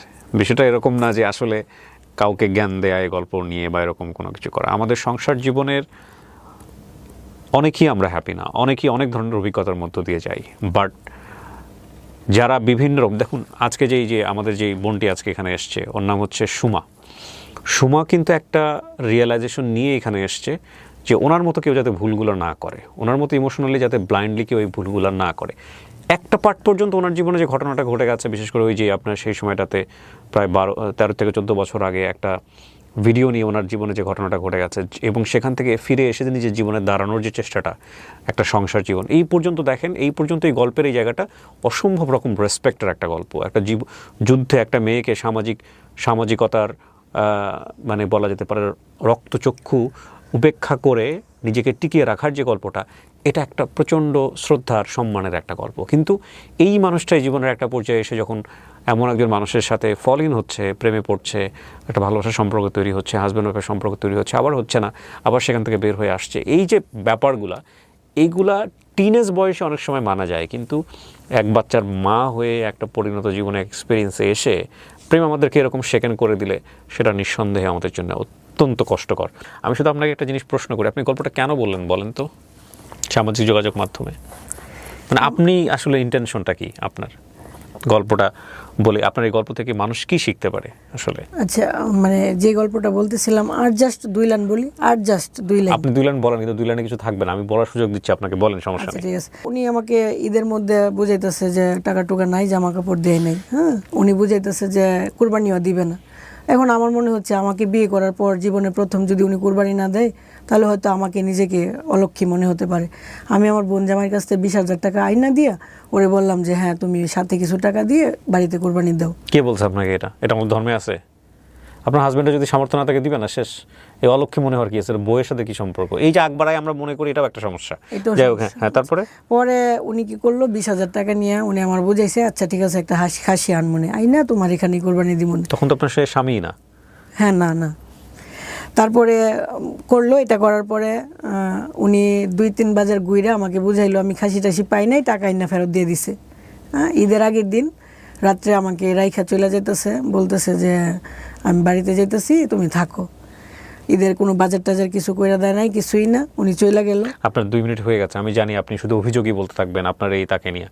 দরকার নাই তো, যেখানে ভুলটাই আপনার, তার অভিযোগ দিয়ে আমরা কি করব বলেন? এখানে কিন্তু আগাগোড়ায় ভুলটাই আপনারই, আপনি সেটা স্বীকার করেন। হ্যাঁ হ্যাঁ, অবশ্যই। যদি স্বীকার করেন, তাহলে মূল কথা হচ্ছে যে ঘরের দরজাটা বন্ধ থাকার কথা ছিল, সেই ঘরের দরজায় এমন একজন এসে টকটক করছে, আপনি জানতেনই সে ঘরের মধ্যে ঢুকলে সে একটা ক্রাইম করবে। সে ঘরের মধ্যে ঢোকা মানে হচ্ছে আপনার ঘরটাকে নষ্ট করে দেওয়া, ছিন্ন বিচ্ছিন্ন করে দেয়া। আপনি এটা জানতেন দরজাটা খোলার আগে। এরপর যদি আপনি দরজাটা খোলেন, সেই অপরাধটা কি আপনার না ওর? আপনি আমার জাস্ট এই প্রশ্ন পুরাটাই আমার। আপনার না? তাহলে আর ওকে অভিযোগ দিয়ে লাভটা কি? ওর বিরুদ্ধে আর বলে লাভটা কি? না না, বলে লাভ নাই, কিন্তু এটাই যে আমি যে ভুলগুলো করছি, এই যে বুকামি, এত কিছু লাইফে, এত মানে এত ধাক্কা খাওয়ার পরেও কিছু শিখতে পারি নাই, বুঝতে পারি নাই। এখন যখন আবার রাস্তা দিয়ে হাঁটবো, একটা তো ঘটনা আছে, একটা হাজবেন্ড। আপনাকে একটা প্রশ্ন করি, আপনি একটা সৎ একটা উত্তর দিন। হ্যাঁ, একদম মন থেকে, আমি বিশ্বাস করি আপনি সেই উত্তরটা দিবেন। আপনি ওকে ভালোবাসেন এখনো? জি, ভালোবাসি। দ্যাট ইজ দ্য, মানে গল্পের যদি লেসন বলেন তাহলে এটা হচ্ছে লেসন। যে মানুষটাকে সে এখনও সে ভালোবাসে, সেই মানুষটার সম্পর্কে সেখানে বসে অভিযোগের পর অভিযোগ বলে যাচ্ছে। ফ্যাক্ট হচ্ছে কি, আমরা আসলেই সত্য কথা বলতে লাভ কোনটা, লাভের সাথে রেসপেক্ট কোনটা, এবং লাভের জায়গাটা থেকে আসলে কতটুকু আমাদের জীবনে রেসপেক্টের একটা জায়গা থেকে চর্চা করা উচিত, সেইটা আমরা আসলে বুঝি না। আমরা আসলে কেউই বুঝি না। যে মানুষটাকে আমি লাভ করি সেই মানুষটাকে আমি কেন অসম্মান করব? অ্যান্ড উই ডু অ্যাকচুয়ালি লাভ করার পরেও করি, মানে কষ্টের জায়গা থেকে করি, অভিমানের জায়গা থেকে করি, বিভিন্নভাবে করি, হ্যাঁ বিভিন্নভাবে করি। আর দ্বিতীয় কথা হচ্ছে উনি এখনও তাকে ভালোবাসেন বলেই এগুলো করে যাচ্ছেন এইভাবে। তো আর ওই যে একটা কথা আছে না, যে কে জানি বলেছিল everything is fair in love and war, মানে এটা যেমন সত্য তেমনি এটা একটা বিধ্বংসী কথা। কারণ এই ইমোশনটা খুবই পার্টিকুলার একটা টাইমের জন্য, খুবই লিমিটেড একটা টাইমের জন্য। এই ইমোশন থেকে টুডে অর টুমোরো আপনাকে বের হইতেই হবে এবং ইমোশনটা কাজ করবে না। কিন্তু যেই সব অন্যায় জিনিসগুলো আপনি আপনার জীবনে এই সময়টাতে করবেন এই ইমোশনের প্রেক্ষাপটে, এটার ক্ষতি আপনাকে সারাটা জীবন বয়ে বেড়াতে হবে, সারাটা জীবন, বিলিভ মি। সো প্লিজ এই সব ইমোশনে শেখান হয়ে আমরা যাতে ভুল না করি। আপনার সন্তানটা বড় হচ্ছে, আমি এই জন্যই এত বছর পরে এখানে আসা, এত বছর পর ওই যে অতীতের ঘটনাটা এখানে আনা, যেখানে মাত্র কিছু সংখ্যক মানুষ জানতো, সত্য হোক মিথ্যে হোক জানতো, এখন তো সবাই জানতেছে, মিথ্যে হোক যাই হোক সবাই জানতেছে। হ্যাঁ, এত বছর পরে কেন সামনে আনলাম? এই জন্যই আনলাম যে আমি কখনো মাথা উঁচু করে দাঁড়াতে পারি নাই, কাউকে একটা কথা বলতে পারি নাই। দেখা গেছে যে ফুফাতো বাইরে শাসন করছি, বলছে ও তুমি নিজে কেমন ভালো। আঘাত পাইছি, খুব কষ্ট লাগছে যে ওই যে একটা ঘটনার জন্য কারো কাছে মানে মাথা উঁচু করে দাঁড়াতে পারিনি। এখন হাজব্যান্ড যে মারধর করে, উনি কিন্তু এই জন্যই মারধর করছে যে তোর বাড়ির মানুষের তো কত মুখ তমুক, তোরা কেন আমি ভাত খাওয়ামো, এই ধরনের। এই যে আমার এলাকার মানুষ একটা ঘটনাকে ইস্যু করে আমার হাজব্যান্ডের সংসারটাতে আমাকে টিকতে দিল না। যাক, টিকলাম না, ঠিক আছে, আমার এখানে হয়তো ভুল আছে, কিন্তু আমার মেয়েটাও তো এরকম, আমার মেয়েটার বিয়ে হবে, হয়তো ওর হাজব্যান্ড কোনো দিন আবার বলবে তোর মা এমন করছিল। এই যে মিথ্যেটা আমি বয়ে বেড়াইছি, এটা আমার মেয়ে আবার বয়ে বেড়াবে। সম্পর্কটা যখন খারাপ হয়ে যায় দুজন মানুষের মধ্যে, তখন মানুষের এই দুর্বল জায়গাগুলো নিয়ে কথা বলতেই মানুষ পছন্দ করে। তখন আমার মেয়েটা এরকম সব আপনার হাজবেন্ড যে ভদ্রলোক যে কথা বলছেন, উনি যখন ভালো থাকে, যখন ভালো মুডে থাকে আপনার সঙ্গে, তখন আপনাকে সে সম্মান করে না, আপনাকে আদর যত্ন করে না, করে তো? অবশ্যই। ঠিক তখনই মানুষটা যখন মেজাজটা বিগড়ে যায়, তখনই সে পুরো একদম জঙ্গলি জানোয়ারের মতো হয়ে যায়, রাইট? এখন কথা হচ্ছে কি, এই দুইটা জায়গার মধ্যে ব্যালেন্স রাখাটা খুব জরুরি। আমরা সেটা করি না। আমাদের কাছে মনে হয় যে ঠিক আছে, আমাদের একটা পাত্রে আমরা খাচ্ছি, এবং এটা কিন্তু এটাও কিন্তু আমরা দেখবেন যে বায়োলজিক্যালভাবেই কেন জানি আমরা পাইছি।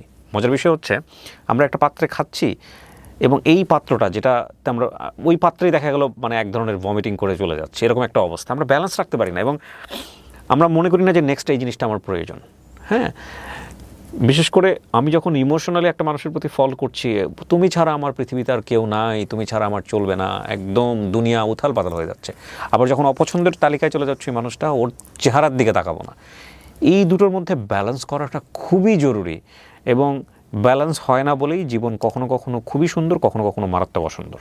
ওই যে আপনি তো আপনার একটা হাজব্যান্ডের সংসার করে আসছেন, যার শরীরটা পচে গেল, মারা গেল, উনি তো আপনার কাছে অসাধারণ একটা মানুষ, তাই না? অবশ্যই সারা জীবন তাকে আপনি রেসপেক্ট করে যাবেন। প্রেম যতই থাকুক না কেন, ইমোশন যতই থাকুক, যত লাভই করেন না কেন, আপনি বিয়ের ক্ষেত্রে কখনোই ভুল সিদ্ধান্ত নেওয়া উচিত না যৌক্তিকভাবে। এটা আপনি বলবেন কি বলবেন না বলেন? জি অবশ্যই। আপনার দ্বিতীয় বিয়েটা যেটা, এটা ভালো সিদ্ধান্ত ছিল না? এটা অবশ্যই ভুল সিদ্ধান্ত ছিল। আমি এই গল্পগুলো এখানে এটা বলার কারণ হচ্ছে কি, এই যে আমি যখন আবার রাস্তা দিয়ে হাঁটবো, লোকে বলবে ও তো স্বামী সংসার করতে পারে নাই, বা 12 হাঙ্গাল নিতে। আপনি চেহারা মানুষের মুখ বন্ধ করতে পারবেন না তো, মানুষের মুখে। এবং কেউ ফেরেশতা না, শোনেন, প্রত্যেকের জীবনেই আছে। কারোটা আমরা হয়তো জানি, কারোটা আমরা জানি না। আর আমরা বিচার করতে পছন্দ করি, আমরা মানুষকে নিয়ে কথা বলতে পছন্দ করি। ওগুলো বাদ দেন, ওগুলো নিয়ে আপনি যদি চলতে চান আপনি পাগল হয়ে যাবেন। কিন্তু আমার ওকে ছেড়ে দেওয়ার মধ্যে সব থেকে মেন কারণ ছিল ওই যে লোকে আমাকে বলতেছে যে আমি কারো সংসার নষ্ট করছি, বা বিভিন্ন ভিডিও, তাহলে আপনার বিয়ে করাটাই উচিত হয় নাই। হ্যাঁ, বিভিন্ন ভিডিও আসে যে মানে খারাপ মেয়েরাই দ্বিতীয় বিয়ে করে, বা এগুলো দেখার পরে আমার খুব খারাপ লাগে। সেজন্য আপনার সেকেন্ড বিয়েটার ক্ষেত্রে আপনার একটু ঠান্ডা মাথায় সিদ্ধান্ত নেওয়া উচিত ছিল। আপনি তো স্বাবলম্বী নারী ছিলেন, ধরেন আপনার এই ভুলের জায়গাটা আমি মানতে পারতাম যদি আপনি কারোর উপর ডিপেন্ডেন্ট থাকতেন, যদি নির্ভর থাকতেন, যদি মনে হয় না ঠিক আছে বের হয়ে যাই, বাবা আমার ঘরে আছেন, বাবা মা আপনার সঙ্গে অত্যাচার করতেছে, তা তো না, হ্যাঁ চলে গেলাম। কিন্তু আপনি নিজে নিজে আয় করতেছেন, আপনি আরও 4-5টা মানুষের কাজের ব্যবস্থা করছেন, সেখানে আপনার তো এই ধরনের একটা মানে শুধুমাত্র আবেগী হয়ে শুধুমাত্র প্রেমে পড়ে এই ধরনের ভুল করাটা উচিত হয় না। এটা তো অবশ্যই উচিত হয়নি। আর তখন মনে হয়েছে কি যে না মানে দুইটা সংসার কি অনেকের আছে না, বা যদি একটু মেনে নেওয়া যায় সমস্যা কি। প্রিয় দর্শক এবং শ্রোতা, একটা কথা বলে নেই, এটা একপাক্ষিক গল্প এবং আমাদের ডিসক্লেইমারে স্পষ্ট করে বলে দেওয়া আছে যে একটা মানুষ যখন জীবন গল্প বলে তখন তার জায়গা থেকে সে নিজের মতো করে বলে, এবং এই বলার মধ্যে প্রচণ্ড রকমের ভুল থাকতে পারে, এই বলার মধ্যে মিথ্যা থাকতে পারে, এই বলার মধ্যে কোনো কিছুই প্রমাণযোগ্য নয়। সেই জায়গা থেকে আমরা চেষ্টা করি যাদেরকে নিয়ে গল্প হচ্ছে, যাকে নিয়ে গল্প হচ্ছে, সেই বিষয়গুলো নাম পরিচয় সমস্ত কিছু হাইড করে গল্পটা উপস্থাপন করা। আমাদের উদ্দেশ্য হচ্ছে কোনো ব্যক্তি কোনো প্রতিষ্ঠানকে হেয় করা নয়। আপনারা দেখবেন ডিসক্লেইমারে এই কথাটা স্পষ্ট করে বলে দেওয়া আছে। এবং আমাদের উদ্দেশ্য হচ্ছে তার জীবনের গল্প, যিনি যেটা এখানে বলে গেলেন, সেই গল্প থেকে আমাদের কোনো কিছু শেখার আছে কিনা সেই মেসেজটা বের করা। আজকের এই জীবন গল্পের দুটো দিক, একটা হচ্ছে আমাদের সমাজে নারীরা বিভিন্নভাবে নিগৃহীত হয়, এবং বিশেষ করে যে সময়ের গল্প বলেছে সেই সময় এরকম ঘটনা কিন্তু অনেক ছিল, যে একটা ছোট্ট ভিডিও ফুটেজ বের করে দিয়ে তাকে সামাজিকভাবে বিভিন্নভাবে হেয় করা, এবং সেটার কনসিকোয়েন্স কত বড় হতে পারে, লেখাপড়া বন্ধ হয়ে যাওয়া, অনেকে সুইসাইডের মতো ঘটনাও বেছে নেয়, সেই একটা অধ্যায়। তারপরে নিজের জীবনে ঘুরে দাঁড়িয়ে সুন্দর একটা জীবন, এবং তারপরে এসে ইমোশনালি ফল ইন হয়ে নিজের জীবনটাকে এলোমেলো করে ফেলা। এবং এই জাতীয় সম্পর্কে শুধুমাত্র ইমোশনালি ফল ইন হয়ে জড়িয়ে যাওয়া মানে হচ্ছে পুরো জীবনটাকে নিয়ে জুয়া খেলা, এবং সেটা না করাটাই উত্তম। আজকের এই গল্প থেকে যদি আমরা এতটুকু শিখতে পারি তাহলে আমরা বলবো যে আমরা সাকসেস হয়েছি। অনেক ভালো থাকুন। আসসালামু আলাইকুম।